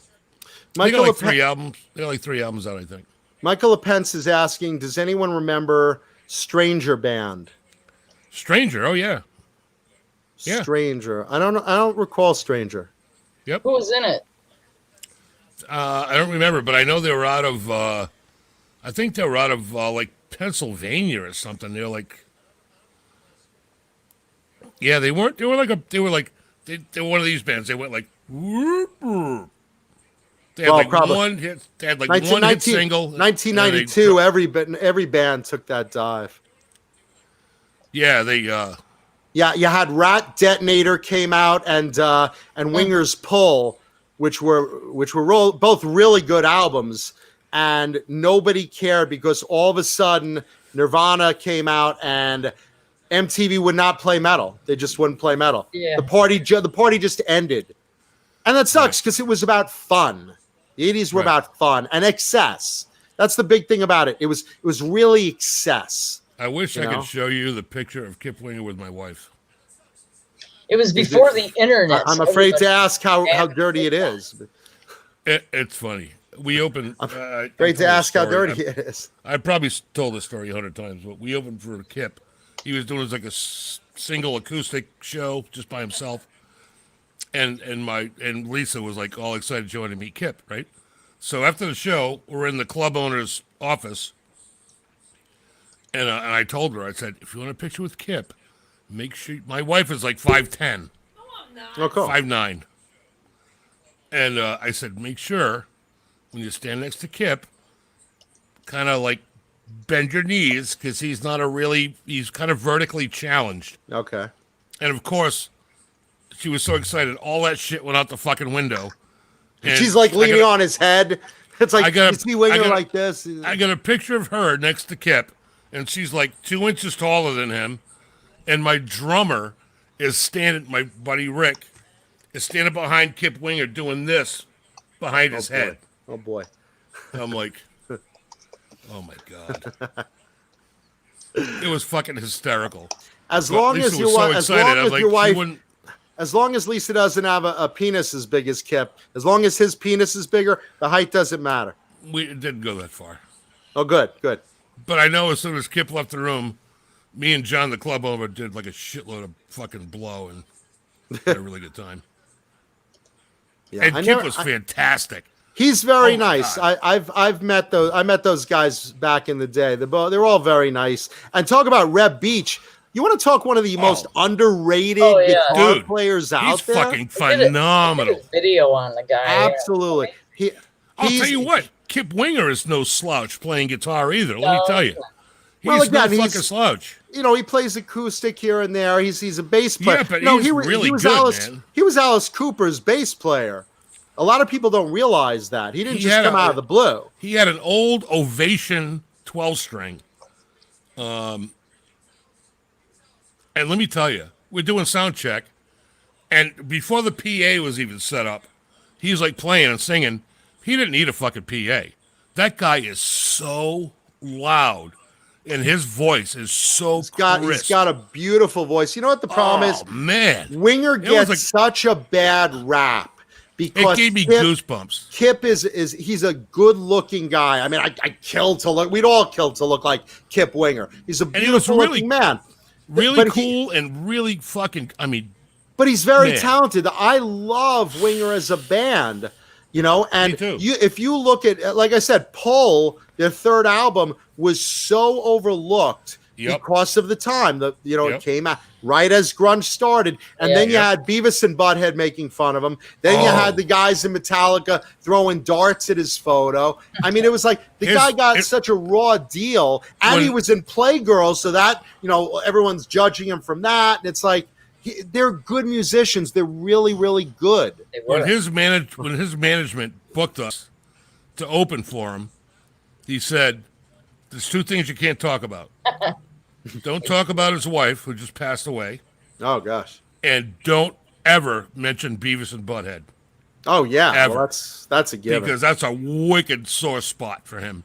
Yeah, of course it is. Just don't mention any of those two things. Everything else is cool, but don't mention those two things. I was like, you have to realize that would have been their big album. They worked really hard on coming up with a really, really good album. If you guys haven't listened to Winger's Pull, put it on YouTube. Check it out. Oh, dude, I love Winger. I love Winger. Yeah, and I'm glad Susie Cherry doesn't want to look like Kip. I wouldn't want you to look like Kip either, Susie. He's very pretty, though. No, you keep looking like Susie.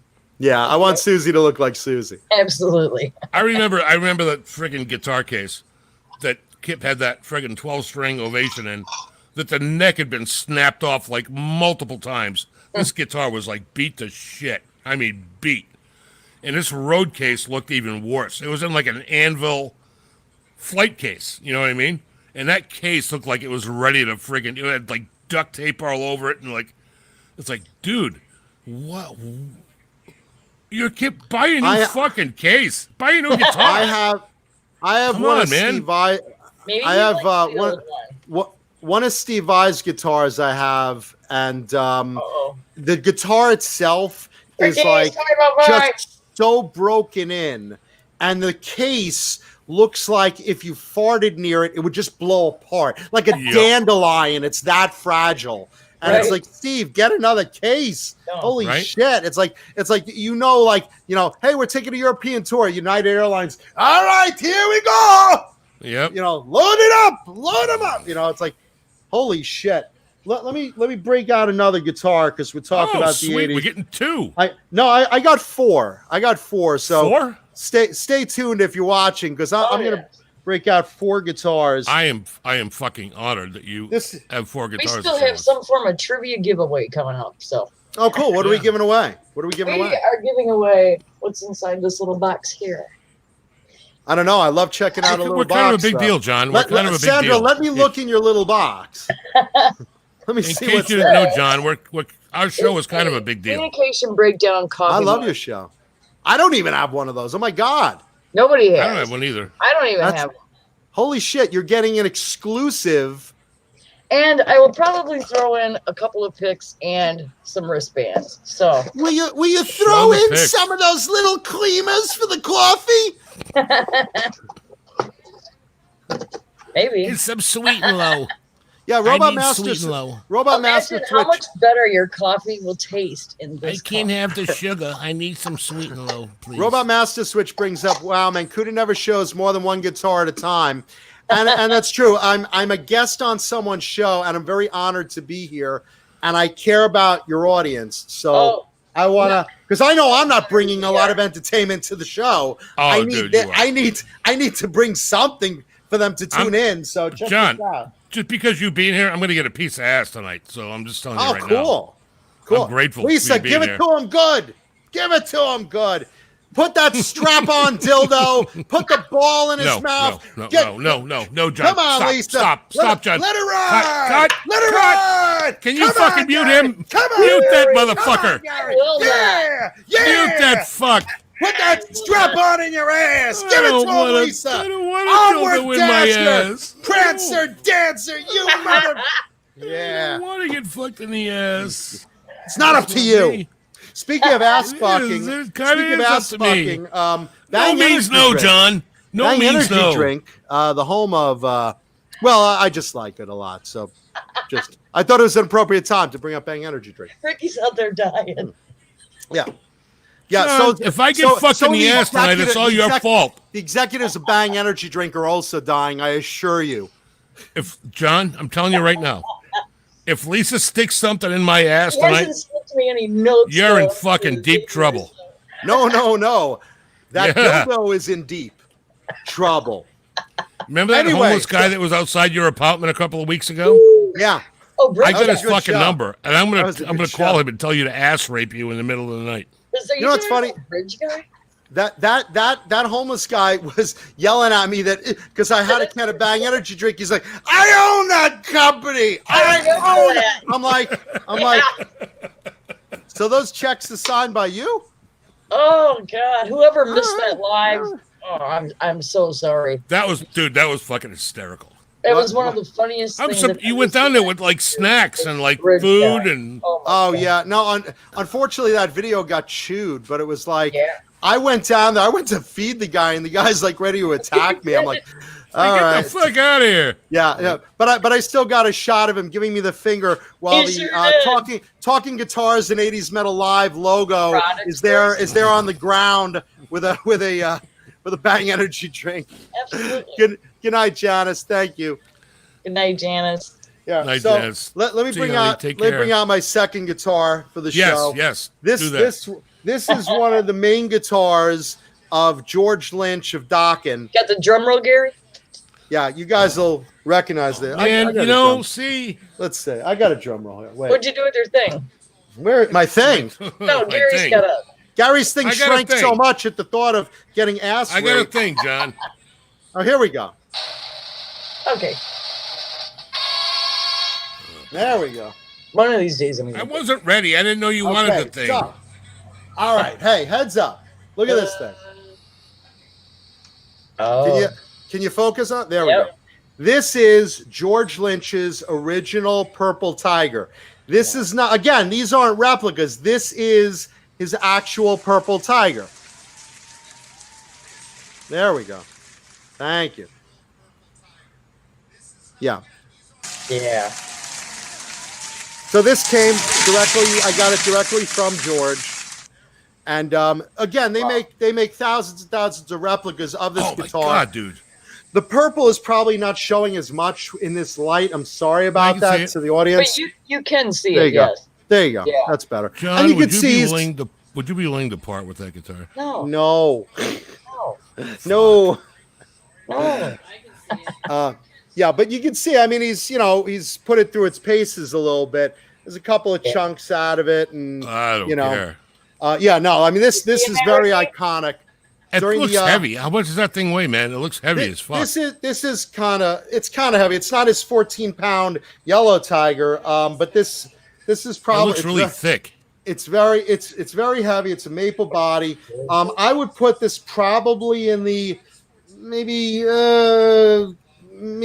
10 to 12 pounds. 11 to 12 pounds. It's heavy. It's heavy. The body's really thick.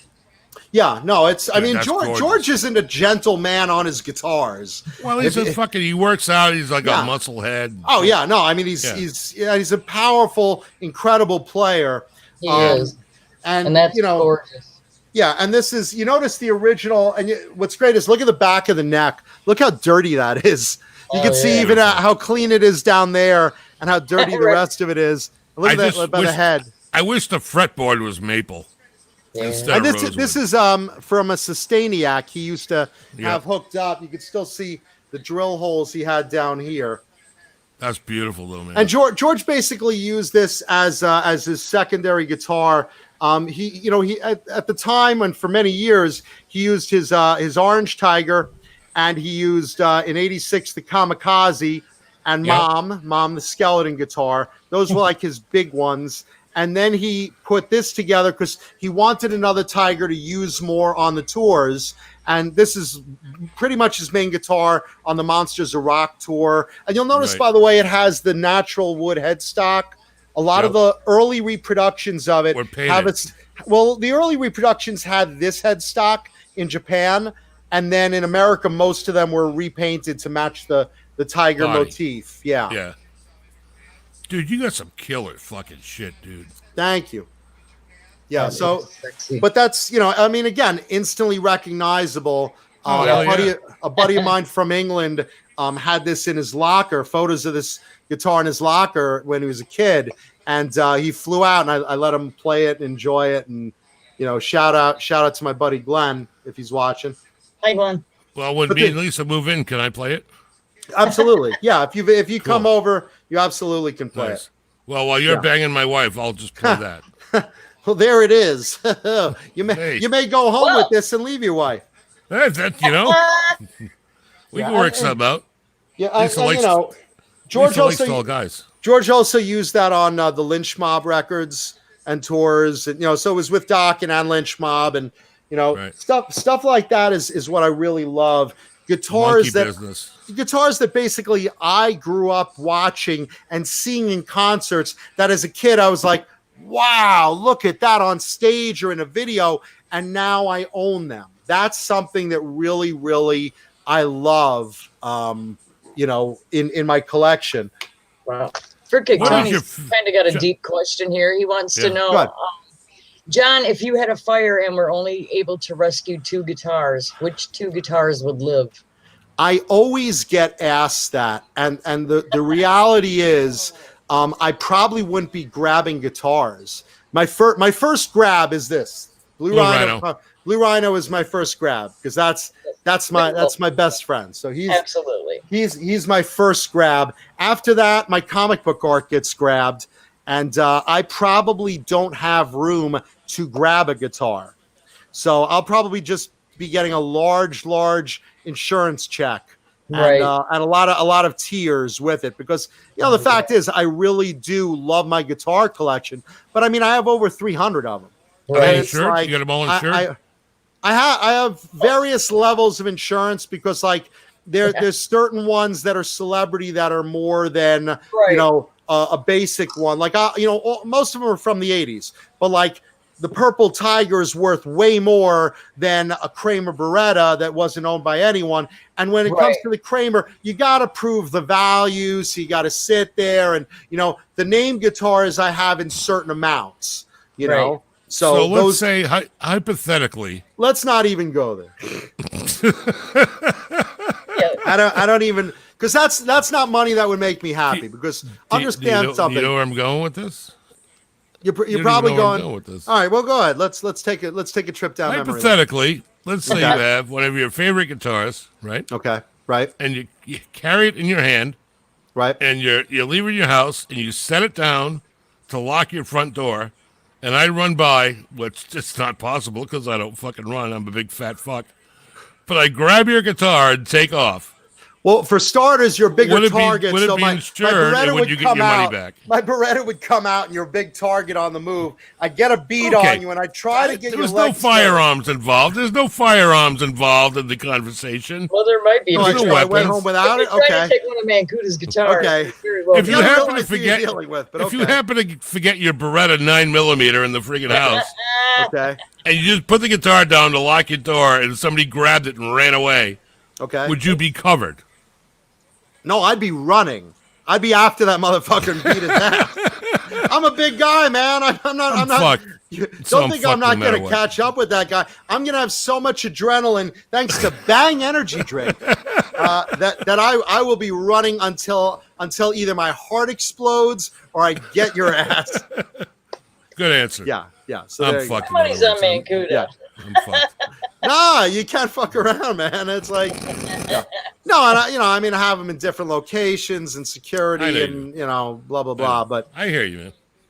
I just want to throw it out there. no. But but I don't even like to tempt fate like that. You No. know? I hear you, man. I hear you.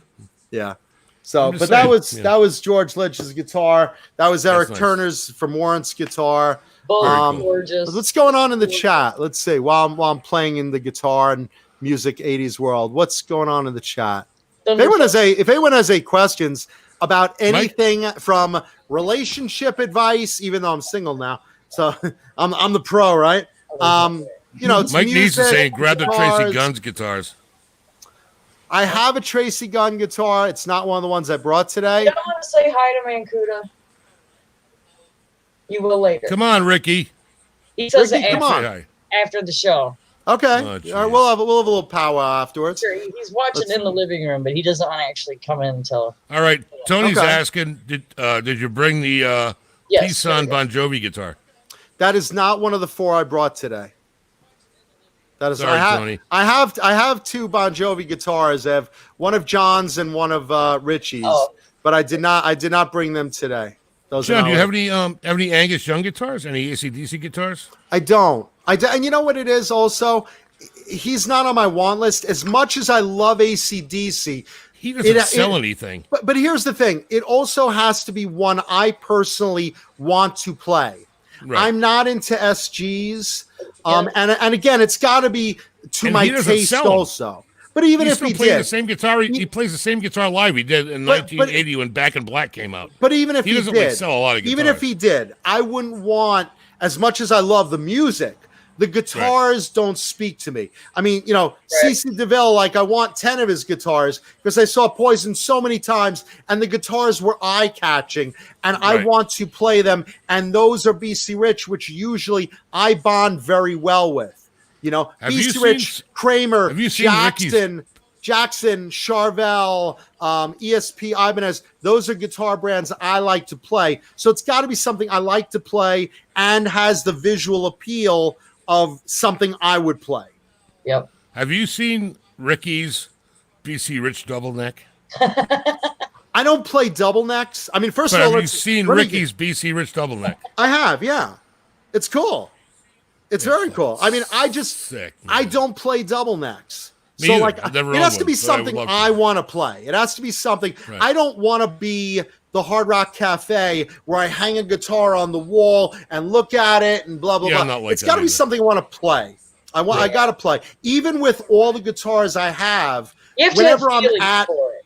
whenever I'm at those various locations, I have to want to reach for it. I want to play with it. I want to, maintain it and enjoy looking at it. And, but it's got to be one I personally want to play. They're not, to look at. They're to play. Showpieces, yeah. They all have to be played. Even the expensive ones, they gotta be played. Guitars like to be played. It's like you know? owning an old Ferrari. You got to Yeah, drive it. you got to drive it. Yeah, You got to drive it. Don't trailer. If you have to buy it, if it's just a trailer queen, forget it. They weren't made for that. They were made exactly. to be driven. That's why I like love Jay to Leno be so much. He Guitars drives made everything he to play. fucking owns. Yeah, they love to be played. Guitars need to be played. They're made for that. They get better with age. To me. Yes. They do. To me. John, Lisa wants to know if you have any Rat guitars. I don't. I came really close to buying a V that Robin played, and I came very close to buying a backup guitar that Warren never really played, but it was for a photo shoot. And the Warren guitar I would only go so high on, and then I let it go. The Robin guitar I happened to get outbid, and the owner didn't give me a chance to top that offer. So, Right. which I would have. I don't Thomas know if John Farrell's has. I don't know if John has Thomas, but I have. Huh? Thomas Farrell is asking, have you ever tried the Pussy Melter guitar pedal that the guys from Steel Panther made? I love the color of it, and I love the name of it. I did try a Pussy Melter. You know what it is? As much as I love Steel Panther, it's a pretty generic sounding pedal. I mean, I don't use a lot of pedals. I'm not a big amp head or tone head. That, man. I have a couple of pedals. I thought it was just, okay. It was cool. It makes a nice sound, but the particular ones that I have are really the tones that I liked, and I just thought it was good, but not something I had to have. Okay. Tom, I can tell you, my friend Jeff, guitar player, has one, and I borrowed it for about a week, and I played it through a clean little PV 15-watt combo amp, and it's, if you like 80s, like Motley Crue kind of tone, perfect. I mean, you can get Steel Panther tones out of that thing all day long through a clean amp. It's a really good pedal. They're way overpriced, and they're hard to get. It's a collector's item, But Sure. but it's a really good pedal. It's a Really decent pedal. I just don't see Not it as as good unique. as this. I just don't see it as unique. This is one of the best distortion pedals ever. What is it there? It's a Boss ML2. Okay, all right. I like This the old thing Boss. is so fucking versatile. You can play this thing through a clean solid state amp. I got an Ibanez head, solid state, right? Ibanez's sister gave me head. Michael. And it's and it's got really good distortion. But you plug this into the clean channel, and it'll sound like a 5150 or like a Mesa Triple. This is a great pedal, great fucking pedal, and you can buy them. I bought this thing used on Amazon for like $50. Great fucking pedal. I got a recommendation if you want a good pedal. I bought this in France. I was in Paris on vacation with my ex-girlfriend, and we were going into guitar stores, and they were playing through. It's a foreign-made version of the Ibanez Tube Screamer. The old Tube Screamers. I got one. It's on Ibanez. It's the what you call it? The OD 808. Okay. The original Tube Screamer, the Maxon OD 808. But the Ibanez is the one that everyone knows. But the Maxon came out first, and then they copied it. Okay. But I got a Maxon 808. The OD Okay. Story. Yeah, but for fuck's It's sake, on my who board. cares about your damn maxi pad pedal? Jesus. More blood, less blood. You want to see my crunchy. board? You want to see my pedal Jesus. board? You want to see my balls? Let me tell the damn story. I don't. Jesus Lisa, come here. John wants to Christ. show you his balls. Jesus Christ. Anyway, so this is a foreign made version of it. It's called a Tube Dreamer. And I forgot the company that made it, but the guys at the store let me play against vintage Tube Screamers and current made Tube Screamers and the Tube Dreamer, and it was just so good. And it was like $130 or something at the time. Yeah, I good. think That's somewhere good, yeah. around there. It was just such a good Tube Dreamer. It's like a blue pedal. Just look it up on Reverb or eBay or something. It was a really good pedal. So that's like one I do go to, Let's talk about some of your amps, John. What do you got for amps? Again, not being much of a tone chaser, I only have a couple of amps. My go-to is a GK ML250, which is like it looks like a lunchbox. It's a vintage solid state amp, very powerful, and I love the tone of it. Even though I have tube amps, I love the tone of that GK. And Kiss used to use them for practice a lot. A lot of guys actually use them for practice. You could get great clean, but the distortions out of it, it's just really a great 80s tone. And they take pedals well. I'm married to it. They work well with pedals. After that, I have an orange. I have an orange tube amp, and I have a Marshall Silver Anniversary, which is basically like the JCM 800. It's a special edition of the JCM 800, Full which size is head, big. no, it's a combo combos, amp. Combo. I like combo amps. because I don't really, it's like, if I play them at my parents' house, my mother's like, oh my God, no. And, then I come to my house and it's like, how loud do I need to play it in the living room? I'm a living room player. I don't go on stage. Right. I'm not that good. So I'm like, I play in my living room. I noodle around songs. That's all I need are combos, So that's my other go-to, I have a couple of other, little ones, but those are the main ones. All of our closets are full with my 412 guitar cabs. I have like 8. All of my 412 closets cabs. are full of my friends. Come on out. Come on. It's all right these days. Come on. Come on. Let them out of the closet, damn it. Tom Cruise, come on. Yeah. Yeah. I always wondered about that, man.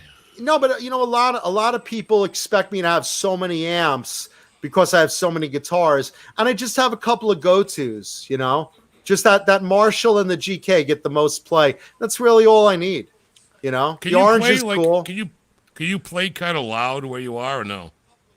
I can play loud to a point, I mean, not like, not like Cheech and Chong where, he's trying to get in the house and the amp's going like this. And, he's not trying like to, the wind, Spinal not My Spinal girl's Tap, 211. not Michael J. Fox with the one note and getting blown out the door, No, I mean, you can play, as loud as I need to, but I'm not playing loud. I'm playing, if there was an audience in my living room, I'd be playing loud enough for them to go, oh, it's cool. It's cool.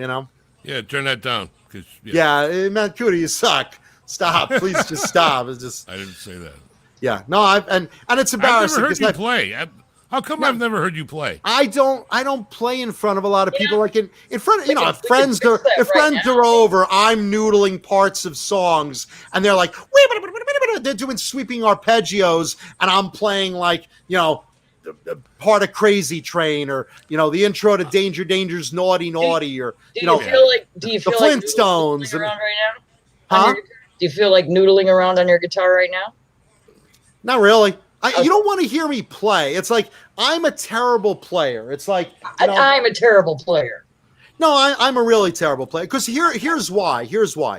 Because someone I feel like I'm the rock star in the room. Someone at my level of playing, which is low, doesn't deserve this many great guitars, much less ones that have been like in the hands of George Lynch. Blah blah blah blah blah blah. No, like there was an episode of Talking Guitars in 80s Metal. I played Name That Tune, that I just played like 5 little songs, beginnings of songs or something. But it's just like it's not something that I'm there, doing double-handed tapping and stuff. It's like, Oh, I don't do that. I'm just not a good player. It's so it's like there's no purpose to see me play, And let's see. Guitar Hack wants to know, what's the KISS logo behind me?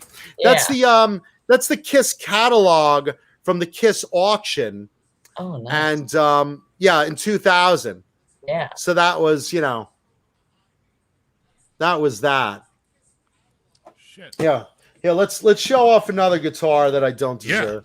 This one's one of my favorites because this guy is one of my favorite players that gets a bad rap, and I've had this on Johnny's show before. So Drum roll. Oh fuck! Wait! Oh. God damn it! There we go. I didn't know I was going to do this shit. There we go.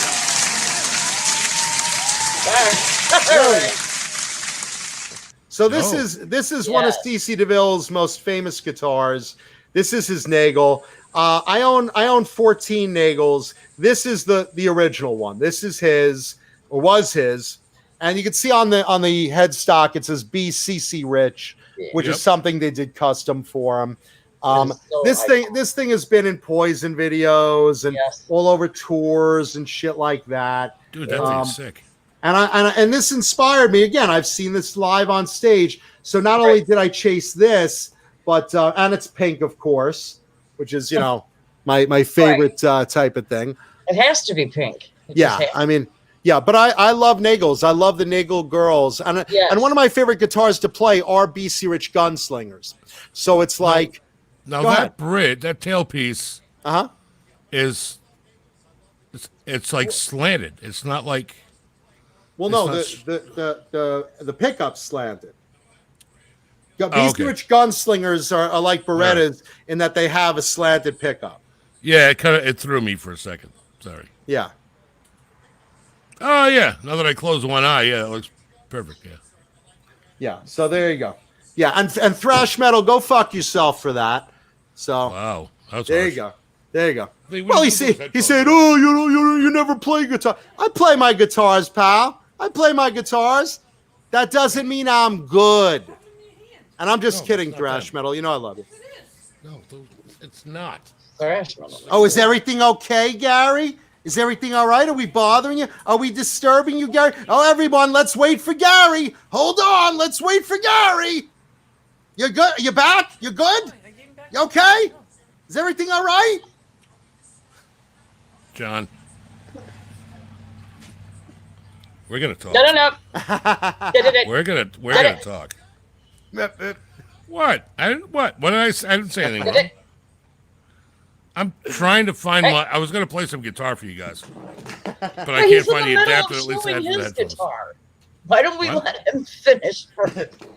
You could I do thought he this was. every I'm show. sorry. You could No, do he's this got every at least show, one damn more it. to go. You could show this every show. Sorry. You could do this every show. Sorry. Uh-oh.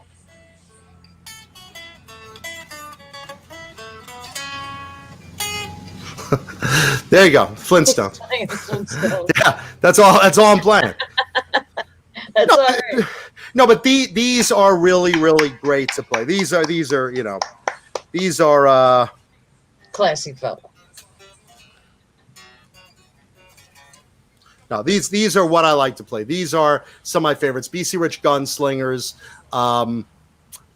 Yeah, so I mean, it's just like, I saw this on stage, and I love Gunslingers, and CC's probably the reason I love Gunslingers so much.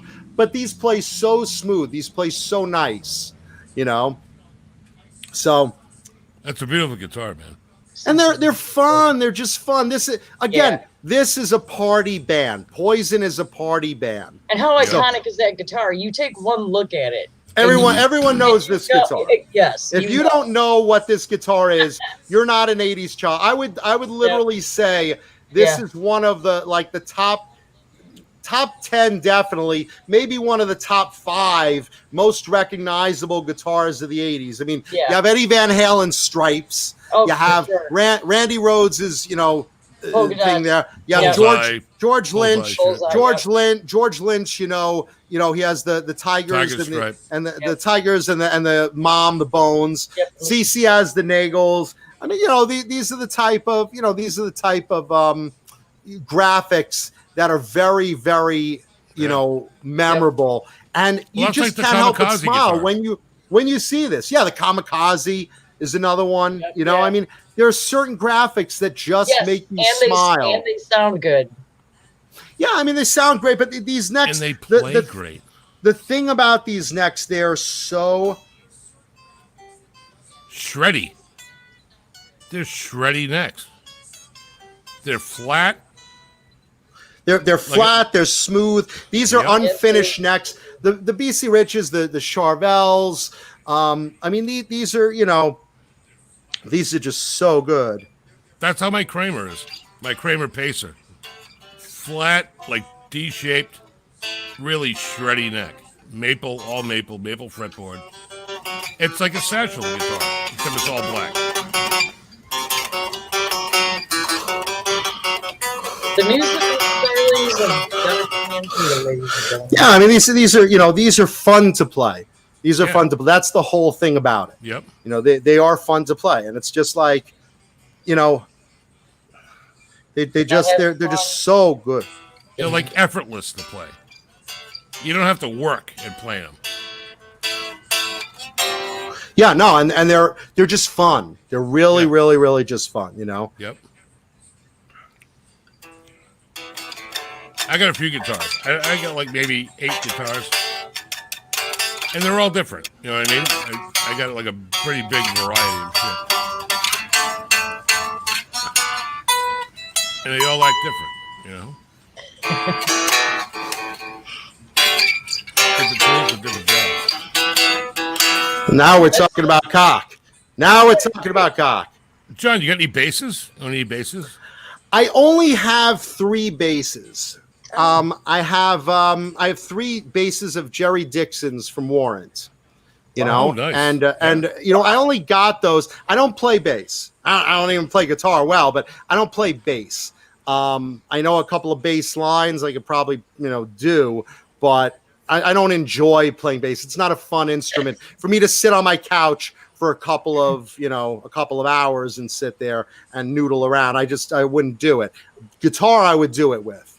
The thing about those is because I have I didn't have a Warrant guitar before, so I wanted something to fill in the gaps because I love their graphics and stuff. So, having those Warrant basses was like, filling in a hole for me. And yeah, I know. Anyone, thrash metal says anyone can play kip bass, bump, bump, bump, bump. But again, that's the thing. Kip is a Sometimes vocalist. that's all it takes. Kip is a vocalist, just to defend him. Yeah. Kip is a vocalist, and even if his bass lines are simplistic, that's the whole thing. You don't have to be a master bass player because you're the frontman. You just want to save an extra spot in the band by doing the bass chorus yourself. Yeah, for sure. I'm always saying masturbator. Masturbator. Master butcher. Okay. Just trying to. Yeah, thrash metal isn't about thrash music. He's about thrashing people today. Jesus, buddy. Yeah, thrash metal. He's going on about a trained monkey could play Kip's. She's only 17 on bass. Listen, if I could be as good as Kip, so I take it thrash metal can play it pretty well then. He's also a classically trained ballet dancer. That's about enough out of you, thrash metal. Listen, we have JoJo the Chimp and Popcorn, the band I'm in, and he's not a pleasure. He's not playing bass either. So. Ask him about his ballet days. JoJo happens to be my son's name. Well, I'm sorry he's associated with that chimp, because that's a chimp you don't want in a band. Trust me. JoJo, that's my son. Who was an awesome drummer, by the way. Yes, he is. Thank you. And just got run over by a car a couple of weeks ago. Yeah, sorry to hear that, man. What do you mean what happened? He's all right.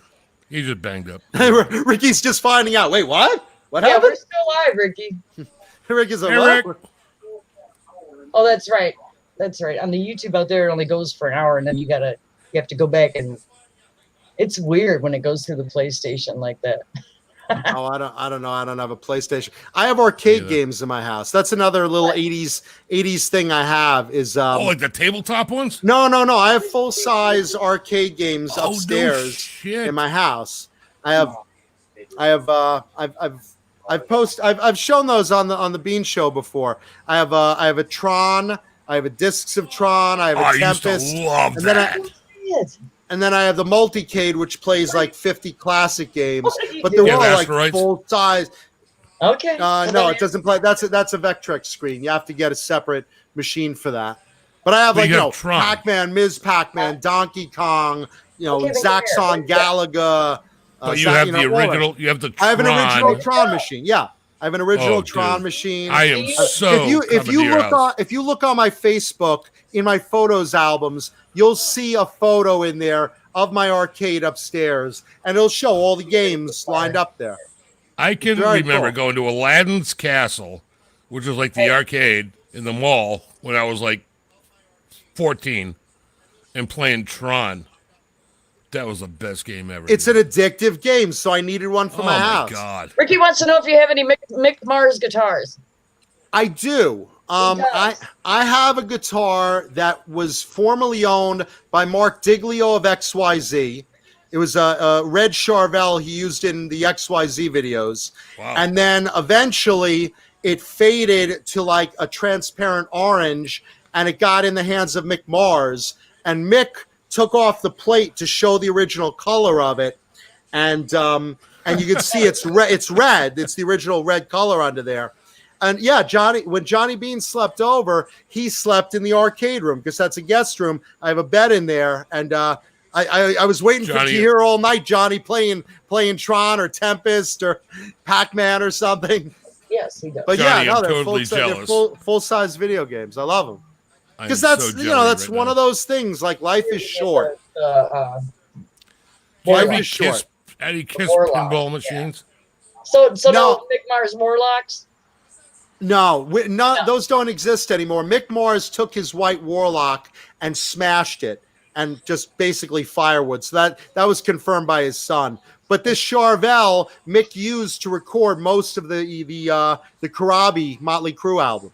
So it was owned by XYZ and Motley John Crue. Corabi. Yeah. Yeah. So there you go. John Corabi. What happened to John Corabi, man? Where the hell is he? Well, he's still got to be around. He's around. I don't know what Yeah, he's what's he doing. doing but, now? Yeah, I don't know what he's. If anybody in the chat knows, yeah, maybe John's Yeah, in the let us chat. know. Maybe John's in the chat. maybe. What are you So doing? What are you there's- doing, John? There's CC DeVille, and yes, I played a couple little riffs on it. Okay, Yes, he did. just Thank you for that. just to show you. You will not see that on Tuesday nights. Yeah, you will not. I don't play We just- guitar. I don't play guitar. If you're at my house, Johnny. You if you're just did play guitar. if you're at my house and we're sitting around, yeah, I'll noodle a couple of things, sure. But like, I'm not gonna go on the show and like pretend I'm something I'm not by like, oh yeah, I'm a monster player. You guys should say no. I know parts of songs. It's like I'm not playing arpeggios. Here's the problem. I put down the Tommy, guitar. I'll talk to you about that later, bro. I put down the guitar at the end of the 80s when I first picked it up. And then I didn't pick it up again till like 2011. So I missed like 20 something years Right. that I should have been practicing and Right. learning that all my friends did. So like Johnny Right. Bean, Johnny's a monster player. Johnny's He is. a terrific player. Jay Hannon. so is Jay. Jay yeah, is if you too. look at Jay Hannon, Jason Gizmachi, he's a tremendous player. Yep. Yeah. You look at Nesdall's wailing along. All of my friends are better players than me because I put down the guitar mistakenly for 20 something years. And Yep. now I'm back with it, but it's still, I'm picking up where I left off. And yeah, every day I play a little, I learn a song, blah, blah, blah, blah. But these guys know all the theory. They know all the scales. They know arpeggios. It's like, yeah, okay. I'll know, the riff of Crazy Train, the riff of, but I'm not a great player and I never pretend to be. So I very, very, very always point that out.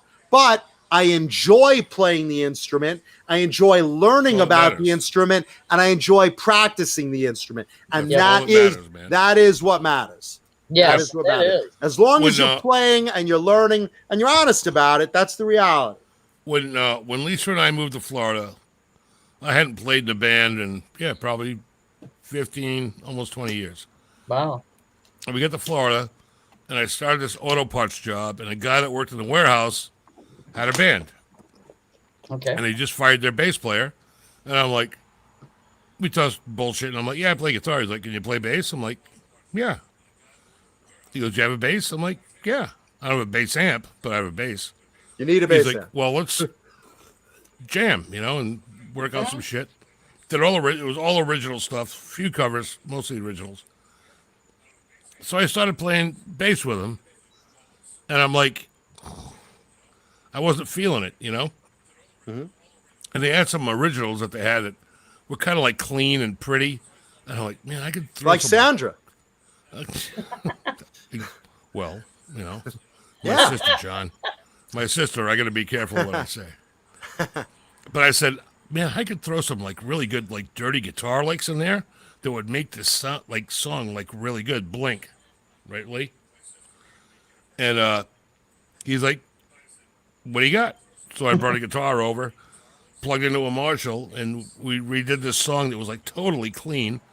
And I threw some heavy guitar parts, and he's like, holy fuck, dude, that's like fucking badass. And I'm like, all right, now we have to find a bass player because now I'm your second guitar player because the lead singer played guitar. Nice. So I said, no, we need to find a bass player. And we found this other guy, young kid, who was phenomenal, Jeremy Piquet. I pick at my nose. I know. He's a pick at my nose. Had Look. a had a custom-built 5-string fretless. I don't even know who built it, but it was like a custom-built 5-string fretless. Wow. And this kid at the time, he was like 19. He couldn't even legally play in a bar. But he was so fucking good, man. Holy shit, he was like phenomenal.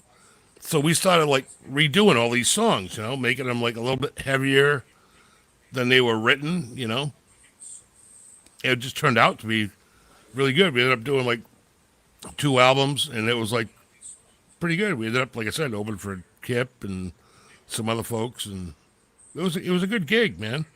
I did spent more money than we made, but I did a Stamp album, and as a kid, it didn't go anywhere though. It didn't go anywhere. I got more into comic books than stamps. So yeah, stamps are a good gig. No, they're terrible. They're boring and stupid.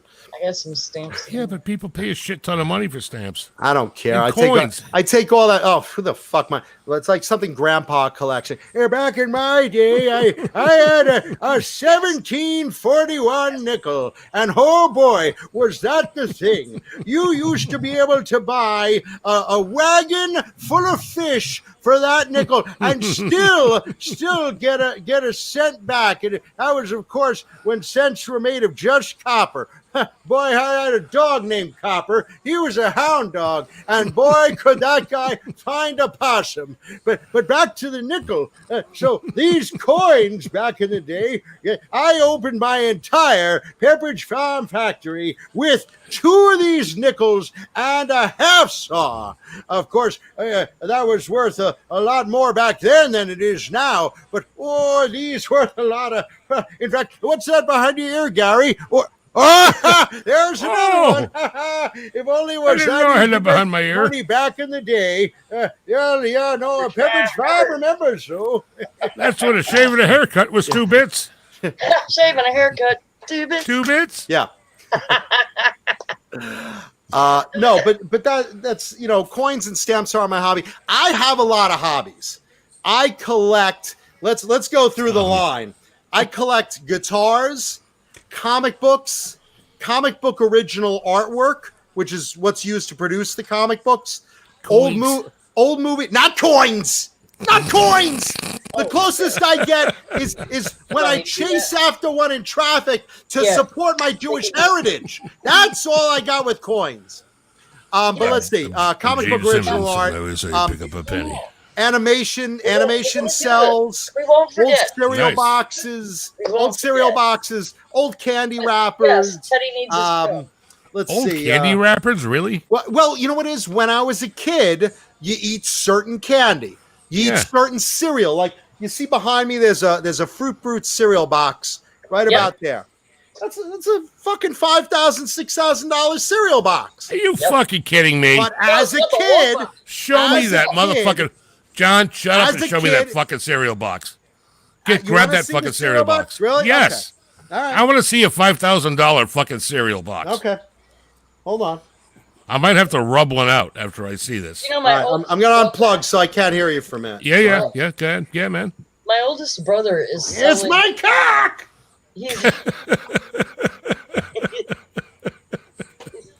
I love this fucking guy. He sells the old Cracker Jack toys, not the new ones, but the old ones that you could get on eBay for thousands of dollars.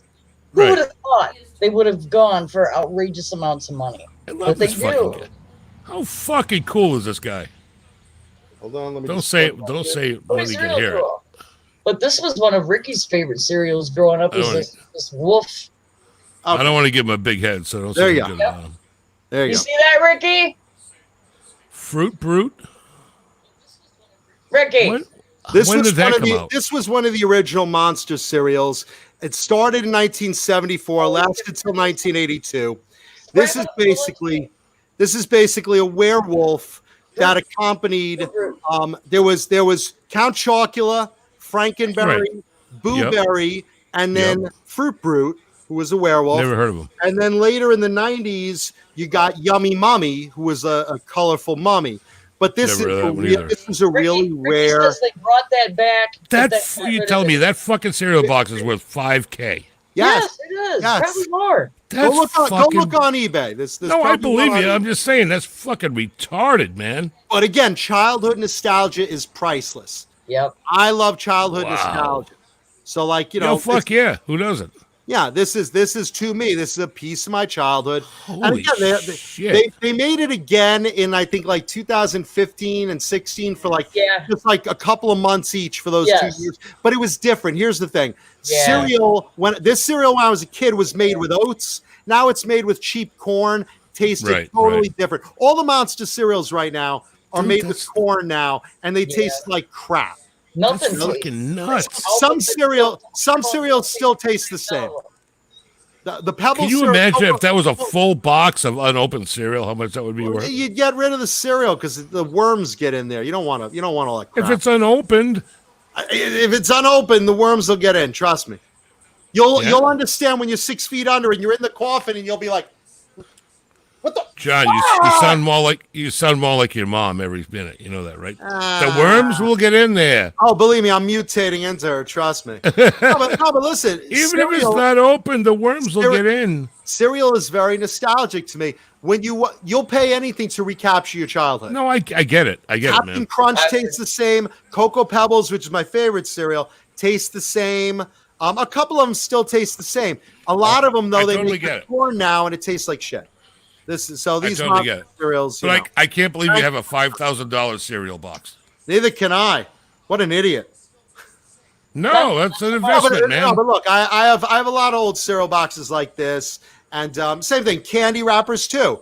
When you're a kid, and I grew up dirt poor, so you're scraping for money to buy a comic book and a candy bar, and Yep. when you get those candy bars, they bring back nostalgia. So I have like old wrappers of a Hostess fruit pie, of a Twinkie, of a chocolate bar, of a whatchamacallit bar, a The marathon old bar. the old wax paper wrappers for the Hostess friggin' apple pies.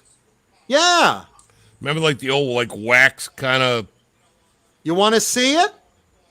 Are you fucking kidding me, All right, now we're gonna have dude? fun. Now we're Dude, you're gonna have- fucking killing me, dude. You're fucking killing me. Holy fuck! I want to see it. There's no. Are you? What? You're white. What is wrong with this? What is wrong with this man? What's wrong with your wife? Holy fucking moly! Xander. Yeah. Holy shit. This guy has way too much disposable income. No, you don't. Hang on. John, did you hear what I just said? No, I just missed it. I said you have way too much disposable income. He's unplugged. I work a lot. I work a lot. Listen, you do. See, I want to see that goddamn wax fucking. There you go. This is a cherry, which Holy fucking shit. I remember buying when was those in the a last goddamn. time- Lisa, when was the last time you had a cherry? Sandra, do you still have your cherry? I remember buying those at 21 years of marriage. fucking Cumberland Farms in 1970 fucking 2. Was it Come On Me Farms? the hell- Cumberland. What was I was about to say? What are those filled with? Hold it up close, goddammit. I don't want to see you. I want to see that. There you go. God damn, dude. That's cool. And let's see. I have this. I have No, I have blueberry. I have blueberry. I have boysenberry. I have strawberry. Apple. I have I don't have an apple. I don't have a lemon. I need an apple and a Apples. lemon.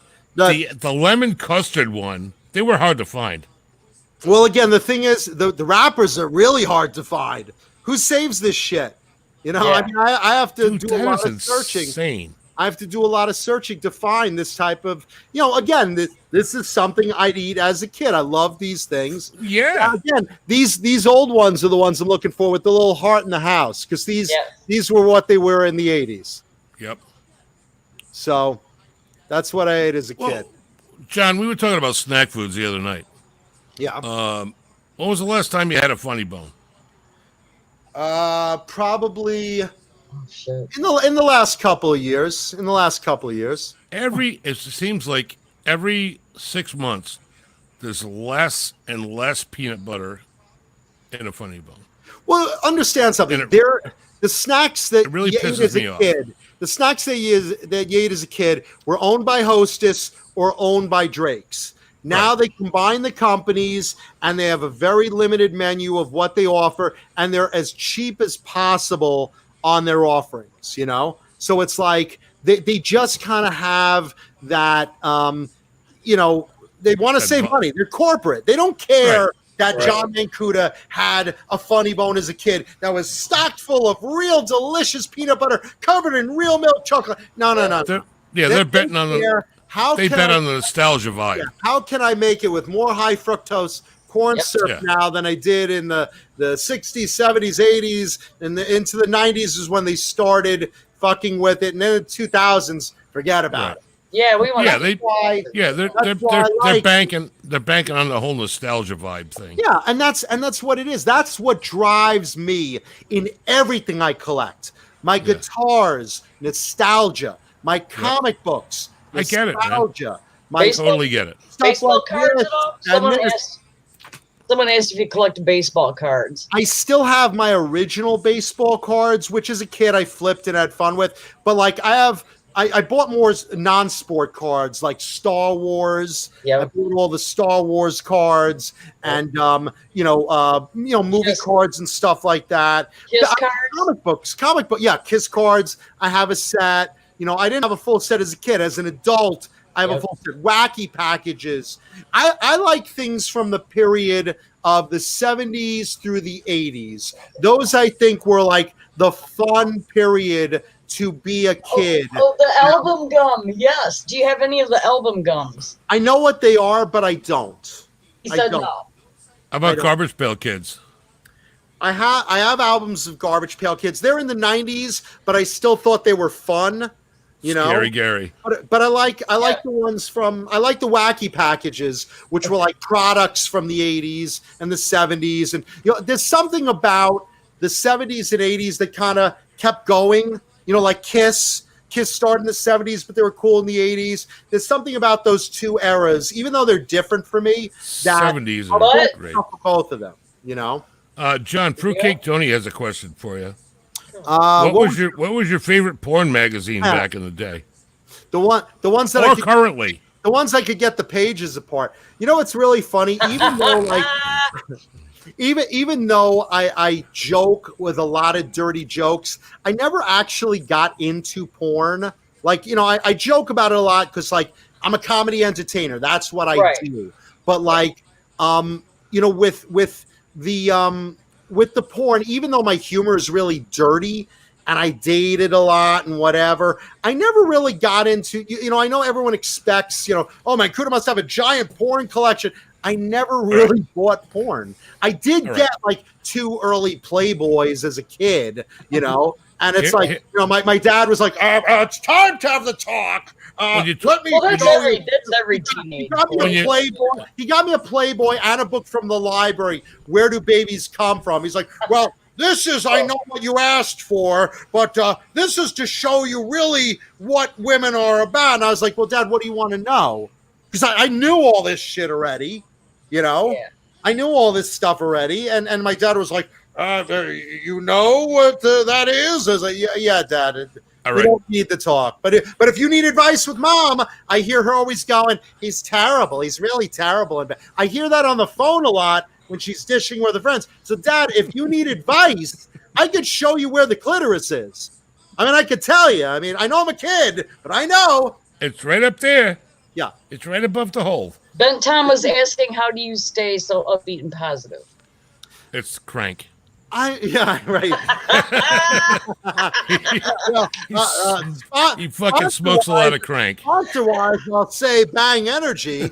I generally just have a lot of energy. I have a lot of adrenaline. I love talking about things I get happy and Never would've guessed excited that. about. Yeah, I have fun with my friends here. I love entertaining an Your audience. friends here? I know, right? Oh, come on, man. Like us? Told me you like were us? friends. We're your Yeah. friends? No, but you're the only friends I got. Trust me. I'm Jonathan, honored to be your no, friend. No, You yeah, but live here in you're friends with benefits.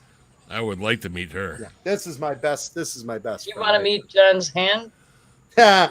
Well, yeah.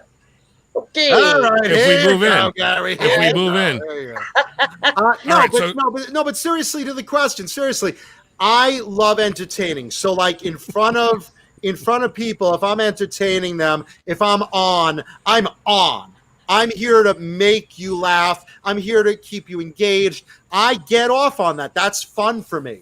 You know, Yeah. I love talking. I love talking about things I love, like nostalgia and Yeah. comic books and metal music and guitars and, you know, just laughing about stuff. I have a natural energy about it. I have a question, John. You.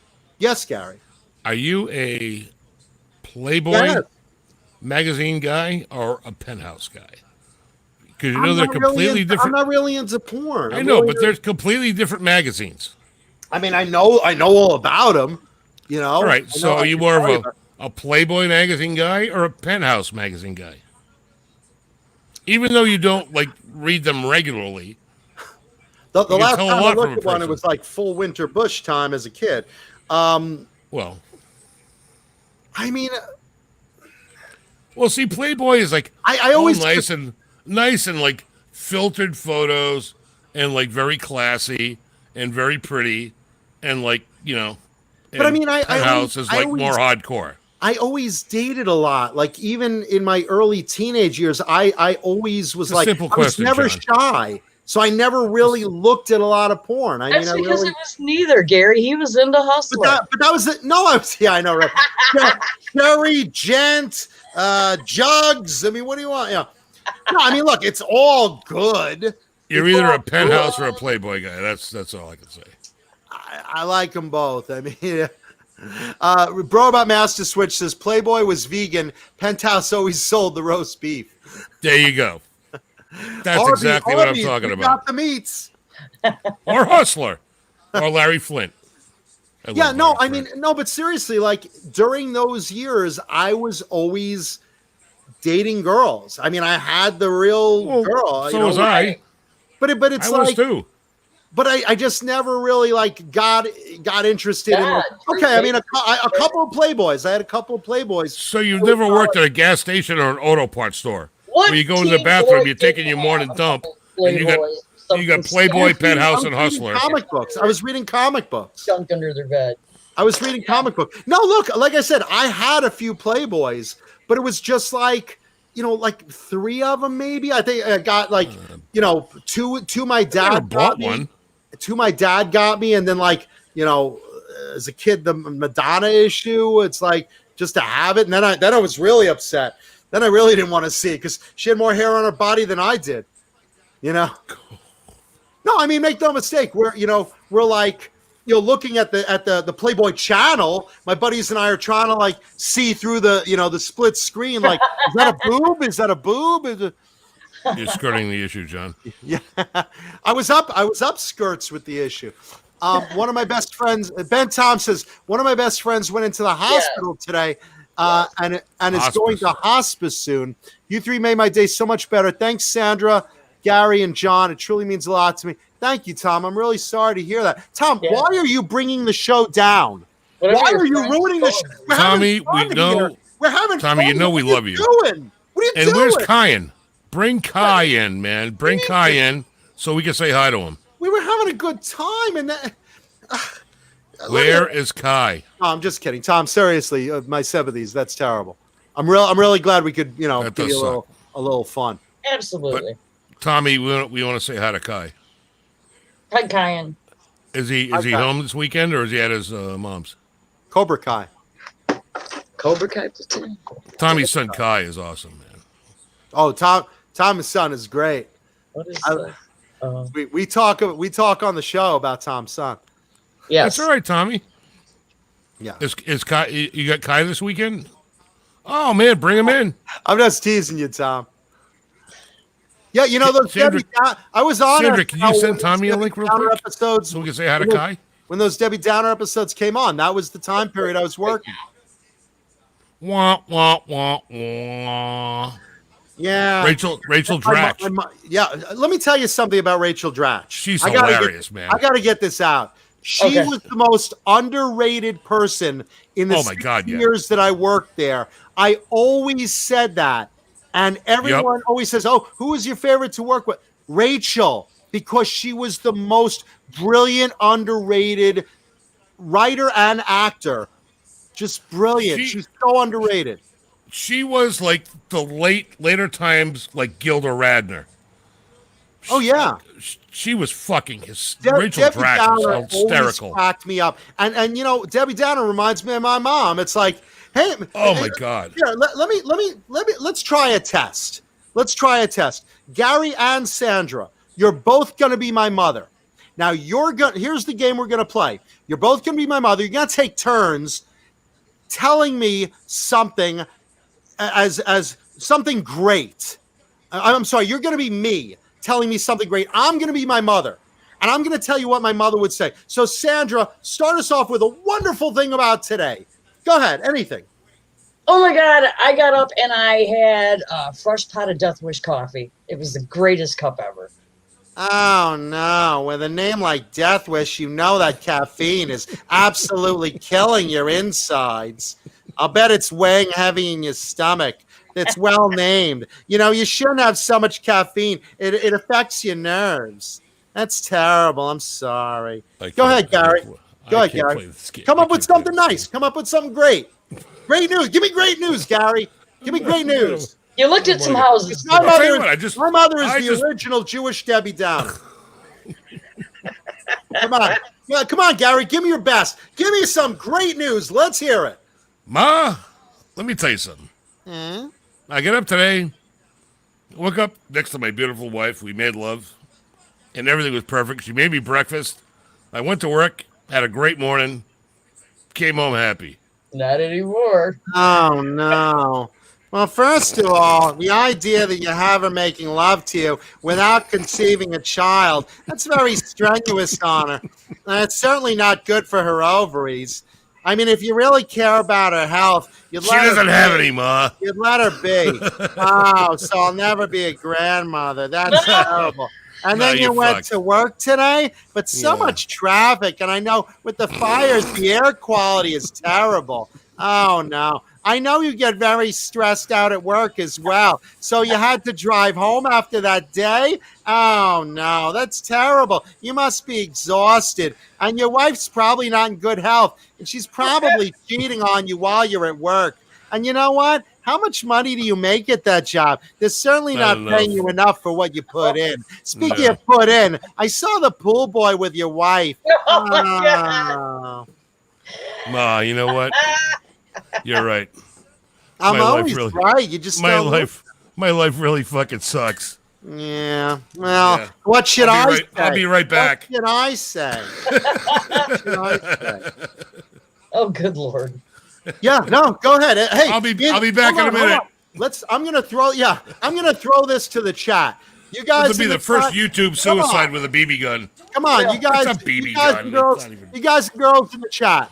You guys and girls in the chat. Throw me a mom question. Throw me a mom question. Let's hear it. Give me your best shot. I'll shoot it down. Trust me. Ma, do you think I'm pretty? Calling his mom Let's see tomorrow. what hold on. It's the chat's turn. Let's see what our audience throws at. Let's see what they come up with. Come on. Come on, guys. Let's see what we got. Tell us something good and let Mankuta Shoot it right down. Something good. Let Mama Mankuta destroy the world. She's like the Galactus of good news. John, you're being such a Debbie Downer, bro. I gotta Come on, guys. Yeah, while they're coming up with stuff, I'm just gonna continue on what I.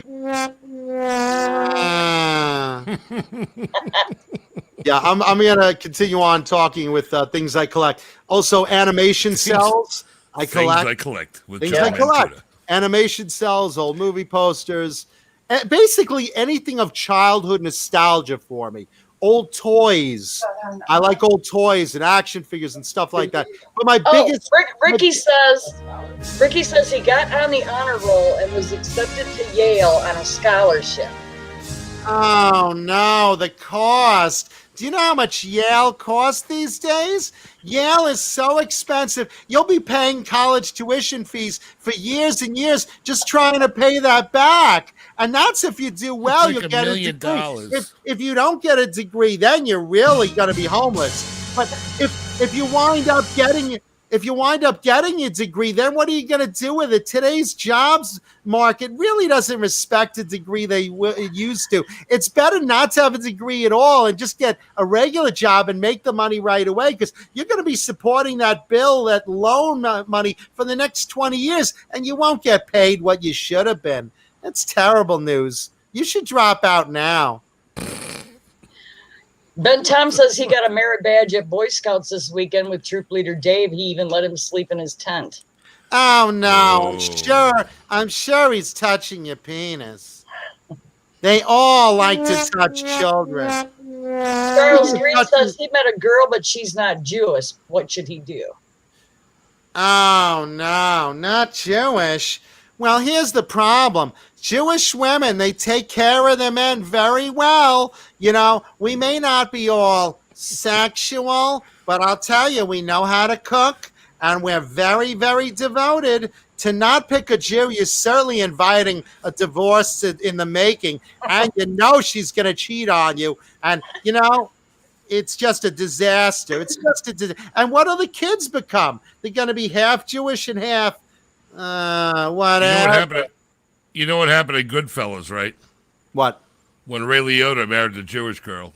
Where are you going? Why are you not here every night? Why don't you come home? Why are you leaving your wife every night? You go out and you play with your friends. You never come home. Fruitcake Tony says, Mom, did you ever catch me rubbing one out that you never told me about? Whoa. I'm not going to say that I ever saw you, but I'm just going to say it cost me a lot of money for extra laundry detergent to do your socks and all those cracker hard washcloths under the bed. All right, I got a legit question for you, John. Shoot. I have never been in this position, but I have friends that have. Oh. Have you ever, when you were a kid, right, caught your parents doing the nasty? No, I have Jewish parents. They only did it once when I was born. That was it. That was it. I'm sure. Even if they did, in my mind they didn't. My mom got laid once, honeymoon. I was born. That was it. No, but I'll tell you, I used to sleep at my buddy's house. No names. I used to sleep at my buddy's house, and his parents, they were like flower children. And it was really hilarious because they'd walk around naked constantly. Yeah. The bathroom open, they're taking a piss. It's like, oh God. I remember one time we were literally, we're sleeping over, and I just hear, ow, ow, ow. I'm thinking, do you have crows? It's my mom. And I'm hearing his parents in the next room just banging away. It's like, there's a kid sleeping over, don't you know? And, you know, mom's like, you know, the Brooklyn Bridge with the legs in the air and the father grunting along. Rah, rah, rah. Ow, ow, like, ow, Ma, I have company over. Tomorrow? Yeah, so I was totally traumatized. The best part, though, here's the best part. We were watching, like I was joking about earlier, the Playboy channel, which was scrambled. So we're trying to kind of stare there, and we're like making a little noise, the two of us. We're like, look, oh man, I think, look. And the father comes out naked. Oh, and we're down sitting on, you know, Indian style, like, oh, look. And the father comes out naked, schlong out, and like, here's my head. And he's like, David, I told you not to be talking. I told you not to make noise. Your mother and I are trying to sleep. And I'm just like, yeah, that's not cool. Yeah, but again, that's not cool at all. How you raised, you know, it's yeah, I hear you. Yeah, so there you go. But my parents, no, I never have to worry about that. You know, my mom, I think I once heard, you want me to suck you what? Suck you what in my mouth? With I'm not touching that thing. He with that thing. What? I haven't Yeah, taken yeah. a bath in a week. I'm not touching that thing. Yeah, that's why I got so into metal music early. I'd throw my Walkman on. It was just like, Yeah. you know, we're the last in line. I'm like cranking it louder. I'm like, La la la la la la la la la la la la. Yeah. I hear nothing. Yeah. I hear you, man. yeah, because it was like it went from my mom to Ronnie James Dio. Just anything to keep that quiet. But no, I don't have to worry about that. I'm gonna you guys Masturbate? talk amongst yourselves for a second because I want to check something Your prostate? and see. You want to check my above the table? Want to check my temperature rectally? Keeping my hands up here. 23 watching, 30 thumbs up. Thank you guys. I Thank just you, wanna guys. see Thank you, everyone in the chat. If You our guys are buddy Which Phoenix buddy? Oh, Phoenix, my girl. has anything going on. Right now? Yeah. What does she got going on right now? On Spotify. Oh, Oh, Fruitcake Tony, okay. My oldest son walked in on me. hey, you know what? And his mom in the laundry room on the washing machine. I couldn't think- play it. She had a cramp in her leg, and I was helping her. Yeah, he I knows think- it wasn't a cramp in her leg. I've had people walk in on me. That's a whole different story. I'll tell you a great story. You want a great Oh my story? god! I'll Sure, tell you. let's hear a great I'll story. tell you a great story. This is a winner. One of my ex-girlfriends, no names, years ago. This is No, we want years- names, man. Yeah. This is years ago. It's One the of my funniest ex-girlfriends, we're at her house, and her dad is mowing the lawn. And he's mowing the lawn. It's almost like a sitcom. He's got a headphones on. It's like it's not a little headphones like you wear earbud. It's one of these old-fashioned big, like 70s style headphones Yeah. with antenna. Yes. With antenna. Nice. So Right. he's almost like a Mardi Gras figure. So Oh, he's yeah. got these big things with antenna, and he's mowing the lawn old school. He's He's got like a float. the old push mower, and he's you know he's going to take all day, and this is his project. So her mom's out, her brother's out, her sister's out. It's just the dad and me and my girlfriend in the house, and we're looking out there. And my girlfriend's, we're talking and stuff, and she's like, "So, do you want a blowjob?" I'm like, "Do I want a Christmas present?" I guess. It's not a no-brainer, right? So she's like, "All right, but look, just keep listening for the lawnmower because, my dad, if you hear the lawnmower shut off, that means my dad's coming in. We got to stop." All right. So I'm like, yeah. So, she's like, and I'm going to be busy down here. So just, make no mistake. You got to pay real attention. So, okay. So I'm listening and she's doing her thing and I'm just, happy, joy. And, there's, Run. she's having a great old time. I'm having a great old time. And just as I'm getting close, just as I'm right there at that moment, now you got to follow along now, kids, because this all happened in slow motion. Basically, in one fell swoop, the world exploded. Here's how it went down. The lawnmower was still going, but Just the world exploded? wait, the lawnmower was still going, but suddenly the door opened and there was the Martian father looking like with an iced tea in his hand. No. Right. Just as I was coming in this girl's mouth at that second.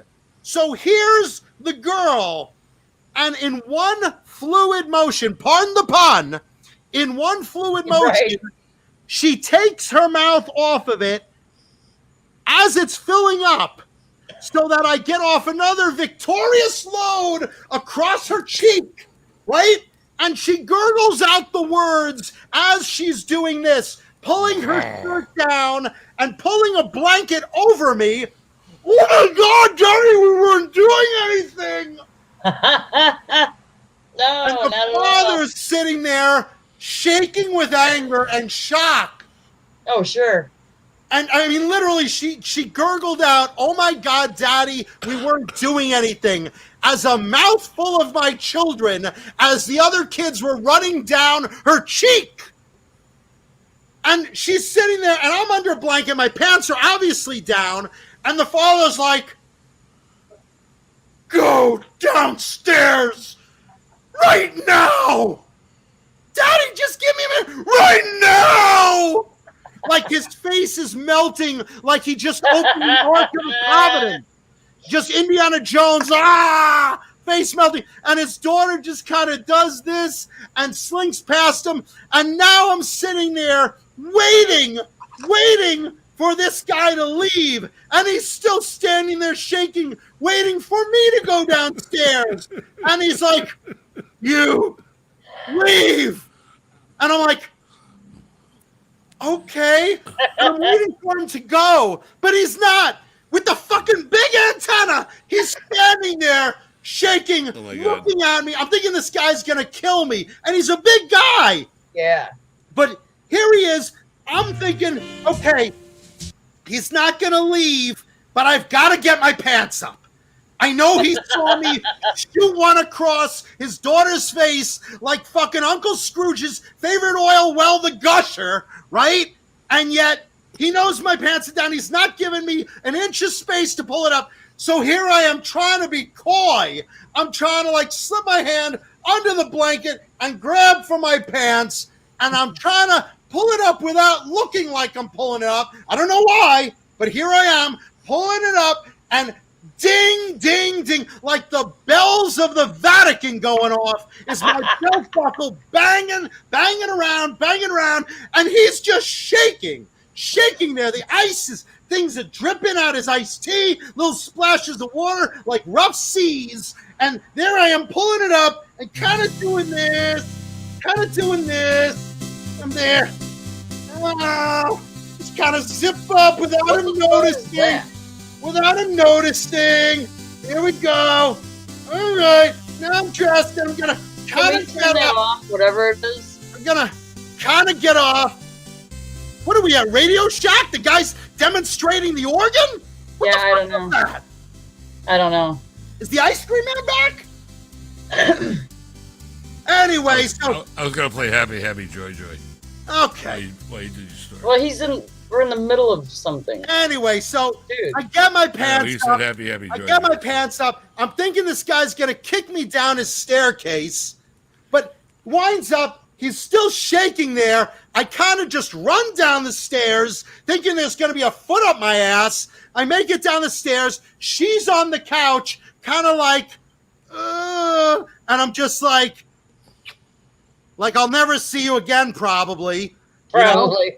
And I'm out of there. I'm like screeching tires out of there. Lucky to be alive. She calls me up the next day.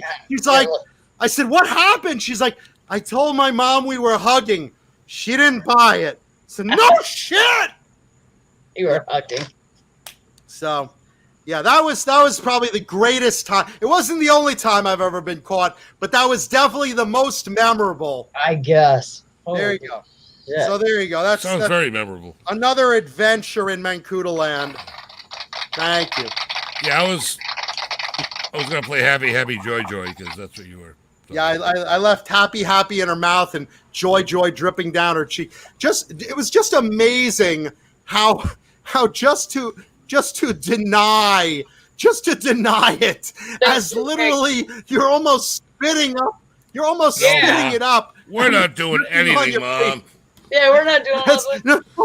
Oh my God, Daddy, we're not doing anything. We were just hugging. We were just hugging in As bed. he's watching, and he's got a look on his face as if I just raped his baby in the crib, which, I mean, in a sort of roundabout way. Kind of did, yeah. But it was like, with accepting yes means yes.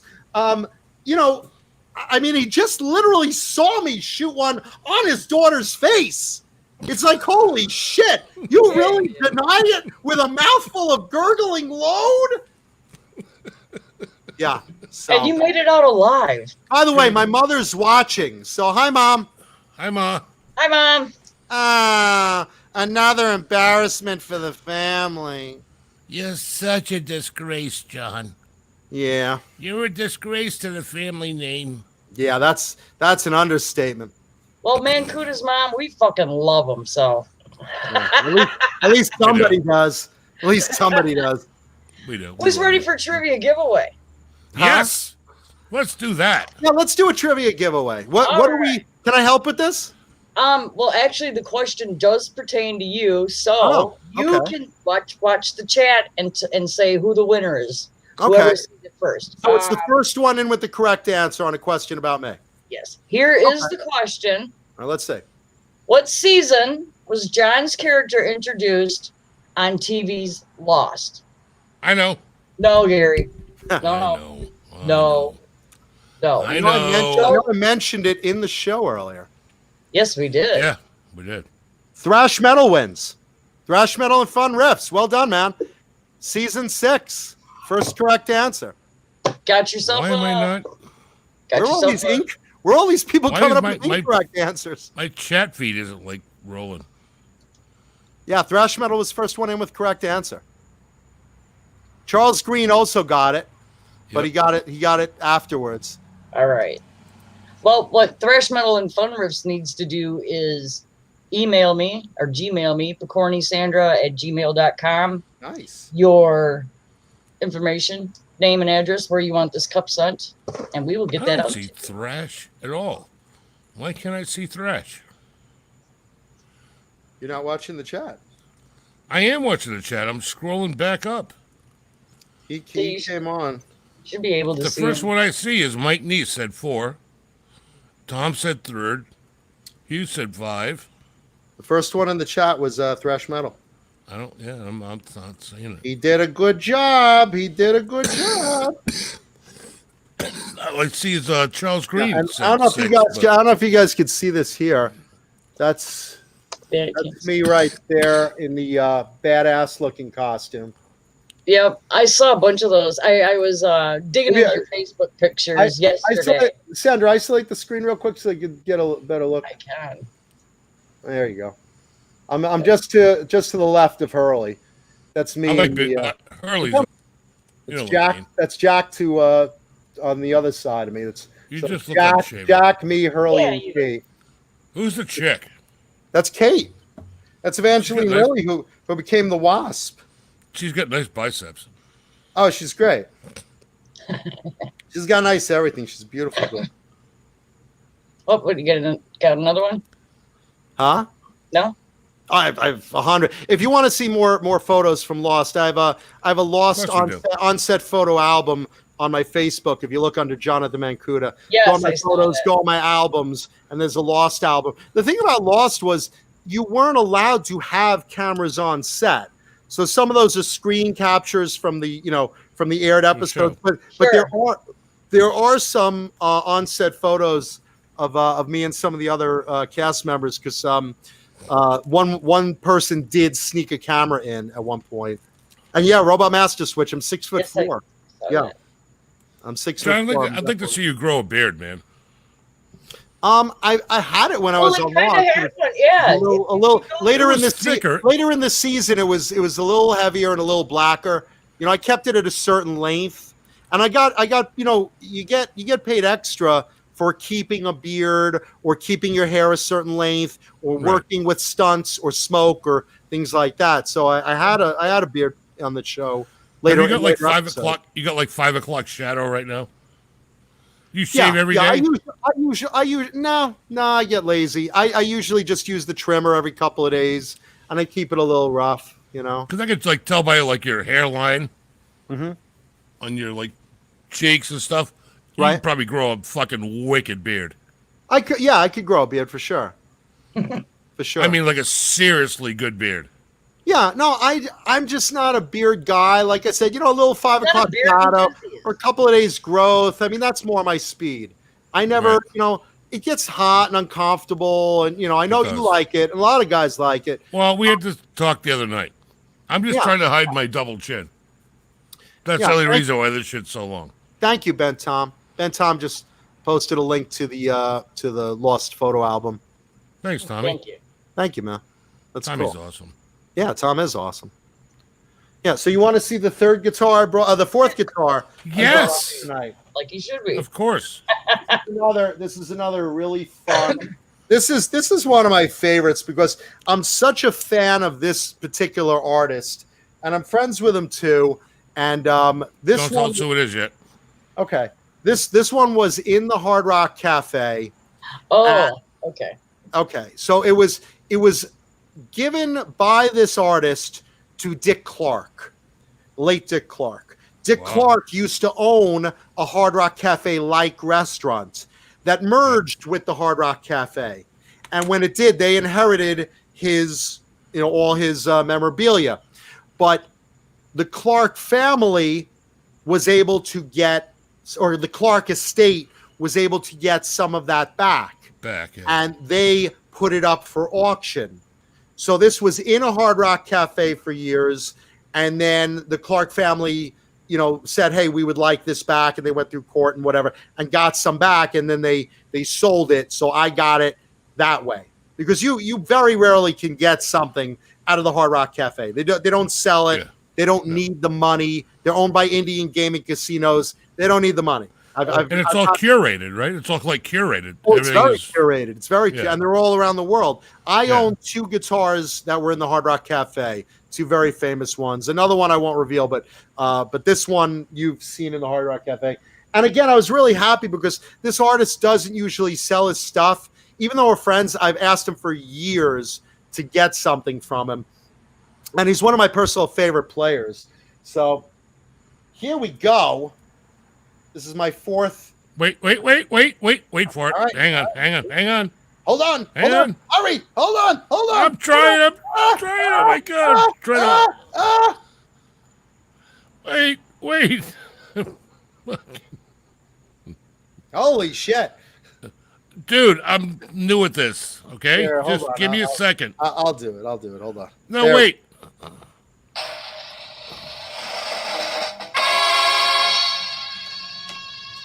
Look at that thing. Now, you guys have seen this What before. the fuck, dude? You guys have seen this before. If you watch Talking Guitars and 80s Metal on Johnny Bean TV, I had this on the show before.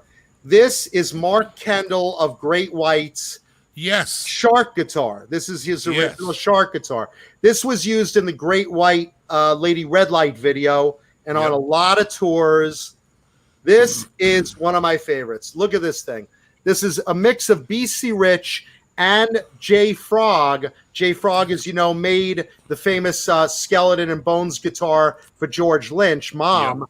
Same guy, along with Dan Lawrence of BC Rich, made this. Look at this thing. So here it is. It's a shark. It's a fully carved shark, right?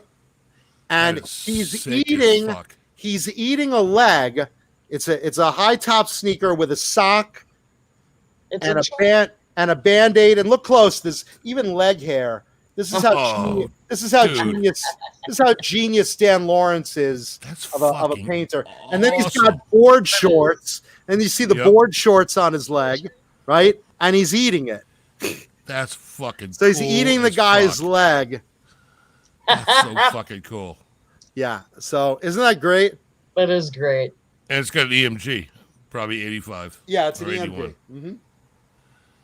Dude, There you go. that's And what's great is it still has ass. the serial number on it from the Hard Rock Cafe for their system, their filing system. Dude, that's fucking crazy. Yeah, and again, I love the guitar and I love Great White, but Mark Kendall is one of the most underrated guitar players out there. He's I agree. so good. So good. I mean, just look at that. I mean, how it's does it neat. feel when you get your hands down around the bottom frets?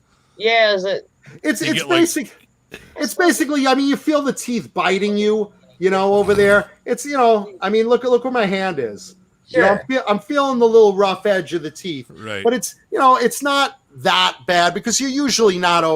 I don't know to be usually over here. Usually you're up here somewhere. Are those teeth set in, or are they cut out of the body? They're cut out. Look, they're Yeah, they look totally. So they're not They're totally- stuck in there. They're No, part of they're the not. No, actual they're body. carved out. They're These are carved in fully Dude, that's carved fucking out. insane. Isn't that wild? And again, That's Jay- fucking crazy, bro. Jay Frog and Dan Lawrence. It's a Thunder full Falcon wants to full know 3D effect. That's how does mental. it actually play, being so wild? It plays fine. I mean, the thing about it is it's a BC Rich neck, Is which it I broke? think Ricky wants to think- know if it's broke. if it's broke, Broke where? What? By the neck joint. is it broke? What?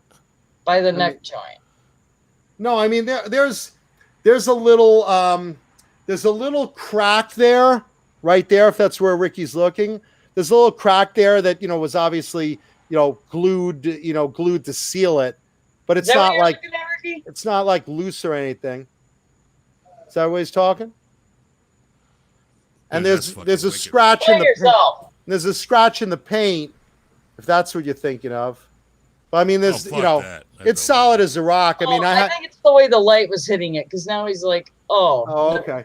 When I first got this, it went right to Neil Moser to like set Right. up, clean up, set up. Right. right. Yeah, and Dude, that's insane. Charles Green points out it looks like real teeth. Yeah. These are carved in really well. These are really carved. I mean, they're they have a little bit of edge to them, and there's a little dimple in the middle where where the grain is. I mean, it's Moser has made some That's cool really as shit, dude. iconic, That's fucking badass. iconic, well. Again, this isn't Neil. Neil didn't make this. J Frog made it, and Dan Lawrence of BC Rich made it. That's the two people that get the credit for it. I sent it to Neil Moser to set up. Oh, okay. When I got it from them. But I mean, it's one of the most fun guitars. I mean, it's a shark sure. eating a leg. It's a Yeah. shark eating a leg. Look at that Yeah, shit. once you explain like it's a sneaker at the headstock What and then a is leg Yeah, with a if you look band-aid close, and then the board shorts. And again, look at the detail on that. I mean, Yeah. Dan Lawrence is a graphics genius. That's insane. He's That's my so cool. personal favorite painter. I mean, look at that. The Band-Aid, the little Band-Aid on the Yeah, leg. that's and the the leg perfect- hair. If you're doing a Great White video, that's like the perfect guitar. Yeah, and I if you can't see watch if you watch Great White's Lady Red Light video, you'll see, Right. and it's fun. I mean, it's I don't it's see him one of playing those. that live. He played it Maybe live. like for one song. He played it But I live mean- a couple of songs actually. I mean, he had like three main guitars back in the day, and this was one of them. He had two, I think. Trying to remember the brand, like something music. I forgot the name. Two Strats. One had lightning on it. One had Japanese women doing kinky things, and those are also in videos. But this was the one that like everyone remembers because it's like Yeah. such a an iconic weird shape. I mean, this is a guitar only the 80s could do. Oh fuck yeah. Yeah. This was a fun time. That's the Hell beauty yeah, of it. And I, like I said, I wanted one of his to get this. I'm so happy with it, and I love sharing it with everybody because that's the thing. When you own celebrity guitars like this, you don't want to like put them in a vault in Japan somewhere, and because that's what a lot of collectors in Japan do. And You never want see to, him again. yeah, you want to show them off so that the artist gets recognized, and Well, that's- people get to see something like this really close, and better than in a magazine when I bring it on a video. And I like to share with people this That's kind like, of thing. Like you know? Rick Nielsen, John. Rick Nielsen has got Sure, the 1,000 fucking the guitars. 5-neck guitar, and And he just sold a lot of his shit too. But I mean, I watched a couple of videos of his guitar collection that was like readily available, like at his house, Huh. and that was probably 400 out of like 2,000 guitars. Hold on, I just got to correct something. Thrash Metal, you didn't win the guitar, you won the mug. You won the mug. I just got clear. I got brought to you by Bang Energy Drink. Yeah, you just gotta clarify that. Yeah, we're not giving away Mankuta's guitars. Yeah. No, you got got a mug though. You got a badass mug. Yeah. Just, Sandra, Gary, and I don't even have that mug. nope. Nope. So think about that. Yeah. But I would like to dive into Rick Nielsen's guitar collection, like head first. Like dive into. He's got some cool shit, Yeah, man. Thrash, get a hold of me. Courtney Sandra Gmail. I would like to see all of your guitars, John. watch Talking Guitars and 80s Metal live every week, and eventually you will. And eventually you will. You know every I do. every week I show off one guitar. And Sometimes too. That's Sometimes- 300 weeks. rarely, because hey, listen, once I run out of guitars, the show's over. That's it. I don't There's bring any real 52 weeks in a I year. don't bring any real entertainment value, so I only got a If you got couple of three- years to go. If you have 300 guitars and there's I have 52 over weeks in 300, the year, yeah. that means I got to watch. Don't how many miss an episodes? episode. Don't miss an episode. Fuck that. We can at least remove it in anyway, so it won't matter. There you go. Yeah, you guys, if you come to my house, I mean, again, I have them in different locations, but I can share some with you at a time, Right. So Well, if we're roommates, then yeah, then you'll have some accessible. nice. Lisa and I will be cool. cuddling up watching cartoons, and you'll be, you'll lose your let me wife, but play- you'll get some guitars. Just let me play some guitars, man. That's all I want. Hey, listen, man, I'm lonely. I'm lonely as hell. My last relationship was March, so Hey, man, I'm willing to make a trade. All right, I'm in. Cool. And she seems to be happy with it, so Yeah. Well, Lisa knows I'm attentive. she likes. I'm tall guys. I'm craving love. Believe me, I'm craving. I'm love. only like 5'11". You're like 6'4", man. So she's Yeah. all about the big guys. Yeah, but I'm also hung like a raisin, so she's in for a treat one way and a real disappointment the Yeah. other way. Yeah. But That might be a deal breaker, but hey, give it a shot. You never know. yeah, just like I gave a shot on the cheek of my, Yes, it was, Mitch. Thank you. Thanks for being here. Thanks for tuning in. John, thanks for agreeing to come on. Are we leaving? Are we done? Not yet. Not Oh, yet. okay. Almost. Should We we gotta take get going. I some? didn't Should we get to wear take my the- helmet yet. Should we We take gotta some get going pretty questions? soon now. Should we take some questions from the chat? We should take some questions. From Let's the- let's open We up the should. chat to some questions. Anything at all, from music to collectibles to work I've done to 80s metal Relationships. to guitars to relationship can help you. advice. If you want to test John my can help you with you want to test my mother's with your ability romance. I got to you. to ruin your good news, that's also open for grabs. Happy to play my mother again. Mom, I just got my degree in cooking. Oh no. If you just learned to cook now, you need years of experience. You'll probably cook some raw pork and salmonella from chicken. You don't know what you're doing yet. And what are you ever going to do for a living? Everyone eats, everyone cooks. You have restaurants everywhere. That's not a real career. Maybe you'll be able to feed yourself, but you'll probably poison yourself. You're gonna give somebody the salmonella. It'll be awful. That was Let's see. great. Pooping, go- puking everywhere. Going into the chat for questions, let's see. Thunder Falcon says, being a celebrity, can you get guitar lessons from the rock gods? I'm what's called a low level actor, not really a celebrity. I'm known in certain circles, but I'm a low level celebrity. But now, Sandra. with that said, can I get lessons from the rock gods? I mean, ones I'm friends with, if I happen to be hanging out with someone, yeah, they'll throw me like, hey, can you show me how you do this in a song? Yeah. And, but they know like so much more than me. They can show me something basic. And I'm like, oh, because you have to remember something. Playing guitar is a hobby for me. I'm a comedy entertainer. I'm an actor. Guitar playing and music is not the way I make a living. I'd never make a living at that. I'm an entertainer. So like for a hobby, anyone could show me great stuff. But yeah, I've had, artists show me like a quick little lick or something that I can take home. But so have so many collectors. I'm like a sponge for that. I mean, if you see me, please feel free to show me what you may even consider like, well, anyone knows this. Trust me, I probably am not good at it. So I'm happy to, but that's a good question. Bent Tom, how did you meet Dave Nesdahl and Johnny Bean? That's a good question. That was a good question. Nesdahl and I were just friends for years, basically met through the guitar hobby. And, Dave's such a sweetheart of a guy. I love him. And Desiree, his fiance, is also, just such a nice girl. And, you know, I just became immediately friends with him through the guitar hobby. And he was doing the Johnny Bean show and said, hey, you know, why don't you come on as a guest? You know, come on as, you know, John Mankuta from Lost and Hollywood Treasure and blah, blah, blah. So I came on as a guest.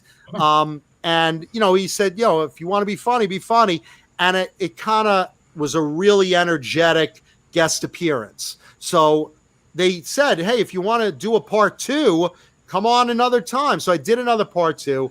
I had a lot of fun with it. The audience was very, very gracious and being positive about it. And Johnny said, you know, if you want to do that like as a regular thing, you want to, you know, join the show, I mean, we'd be cool with it. And through a couple of, you know, switch arounds of cast, you know, Jay went to Friday and, you know, Dave went to do Nez Says, and, you know, Paul came down to work with me. And, you know, we really gelled as a show, you know, and Tuesday became, you know, my night for talking about 80s metal, which previously was more of a Van Halen and guitar only talk show that kind of expanded, you know, into talking about also 80s metal and obviously a lot of dirty comedy and silliness and craziness. But that's how I met Johnny and Dave.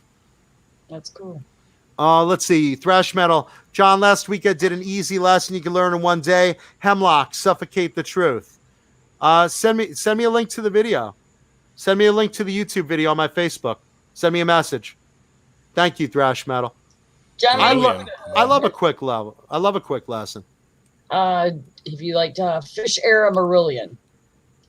I don't know Fish Era Marillion. I'm not familiar with it. Is that fish PH fish or no, the other fish? There's other fish. I'm not familiar with it. I'm not familiar with that one. Let's see. Is asking, what the fuck is with YouTube lately? What do you mean, dude? Good question. Yeah, they mean what allows me to be on it. Is it, who dropped the ball and allowing me to be on it? Nobody knows about that, John. And Nobody thank knows. you. Ben Tom says Tuesday night show is my favorite on Johnny Bean's channel. Thank you, brother. I really appreciate that, Tom. Thank you, man. It's not because of you, John. It's because of Paul. Oh, it's definitely because of Paul and Johnny. It's not because. Listen, I'm the Achilles heel of that show. I'm the drawer of FCC fines and lawsuits. I'm the drawer of cease and desist letters coming in. I was gonna say you're the glue. I'm the goo that gets all over. You're the goo that keeps the show together, not the glue. Fish is a singer from Marillion, and apparently That's why I love you, man. Love you too, bro. What? Nothing's off limits with you, John. That's what I love about you. Kayla? Okay. Yeah. What is it, Sandra? I don't know Marillion. I don't know Marillion. Yeah, I don't either, but apparently Ricky knew. I'm sorry. I'm not on that. Me either. Susie Cherry says Misplaced Childhood is also great. Listen, there's a band named for me. If ever there was a band named for me. Susie Cherry? No, Misplaced Childhood. Oh. But thank you, Susie. Susie likes Marillion. I'll check them out. I will. All right. This is our longest show ever. Wow, and this is my shortest dick ever. Holy fuck. Yeah, we set a record. 3 hours and 10 minutes? Yeah, we gotta go.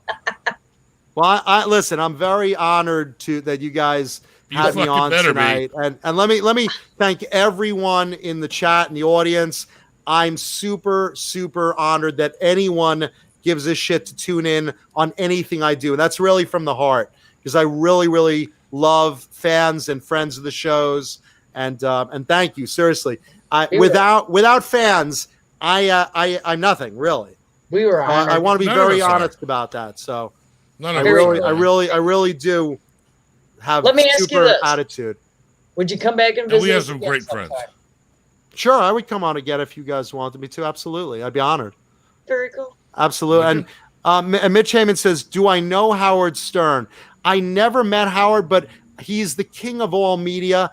I truly, truly believe that. Huge influence on what I do. absolutely a massive influence on what I do. And I have the utmost respect for him because he's funny and he's smart and he's a good family man. And that's one thing I always say, I joke about sex a lot. It's shtick. In a relationship, I've never in my life cheated.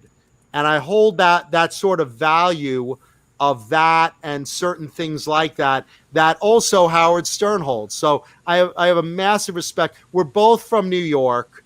We're both, grew up on Long Island. So, I pray to God one day I aspire to reach a micro fraction of the success that Howard has. So Howard is awesome. He's the best. He's the best. He's such a pro, And he doesn't give a fuck. That's the best thing about him. He does not give a fuck. Yeah, look, I care about fans. I care about entertaining fans. If I can entertain fans, I'll bend over backwards. Baba Booey. Gary. Yeah, I'll bend over backwards for fans. I'll do anything for fans. Thank you, Terry. Thank you, Terry. Thank you, Susie. Thank you, Johnny. And by the way, tonight, Johnny Bean TV, Saturday Night Live tonight. Yes. Good show as always. So stay on YouTube for that later on. I will be in the chat. And John, check out. I'll be on Talking Guitars and 80s Metal on Tuesday at 5:00 California time. So hope to see Johnny, you guys there. Thanks for letting us borrow John tonight for our show. Yeah, and shout out to all the amazing people on Johnny Bean TV. Those are my brothers. They're all awesome. Jay and Paul and friggin' Captain and Caleb and Jay and Paul and Johnny and shout out to Dave Nesdall and Desiree. I am faithful watchers. John BL on Tuesday. John BL for sure. The master of fucking information, John BL. Yeah, and most importantly, like I said, the audience, the fans are everything. Well, we're all one fucking community, right, Sandra? We're all a little family there. And thank you, Thunder Falcon. Thank you, Thunder Falcon. And thank you, Ben Tom. That's very sweet of you.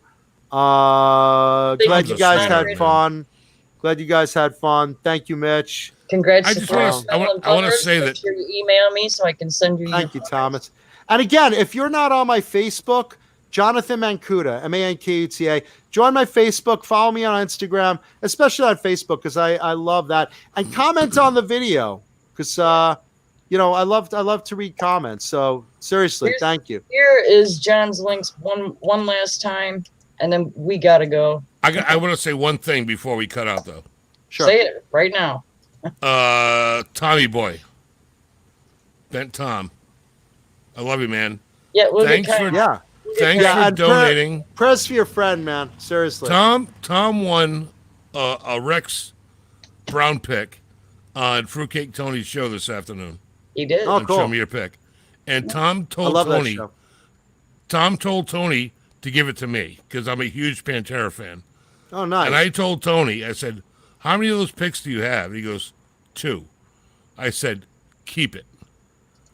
Keep the fucking pick." Let me also mention, just Fruitcake Tony is just such a salt of the earth sweetheart of a guy. Dude, I fucking love him to death. He's my buddy. I love him to death. But so Tom, I want to tell Tom that I told Tony to keep the pick because he only has 2 Rex Brown picks. I told him to keep it. So I just wanted to let you know, bro, that I appreciate you giving me the pick that you won, but I told Tony to keep it. And he still insists he's going to send it to me, but I told him, dude, if you mail it to me, I'm going to mail it right back. So I just wanted to let you know. So thanks, Tommy. Yeah, and Susie Cherry, you are a class act. And thank you, Tom. And again, thank you, Sandra and Gary and Fruitcake Tony. You guys have all supported our show on Johnny Bean so much. I really, really, really appreciate that. And, shout out to my buddy Cobra Kai Platoon, who does the most amazing artwork in the world. Fans are the best. Man. The fans are the best. Yep. We have the best fans on the planet, and I just want to make sure that you all know how much we appreciate them. We straight up dead loyal motherfucking fans. Really. We love all you guys.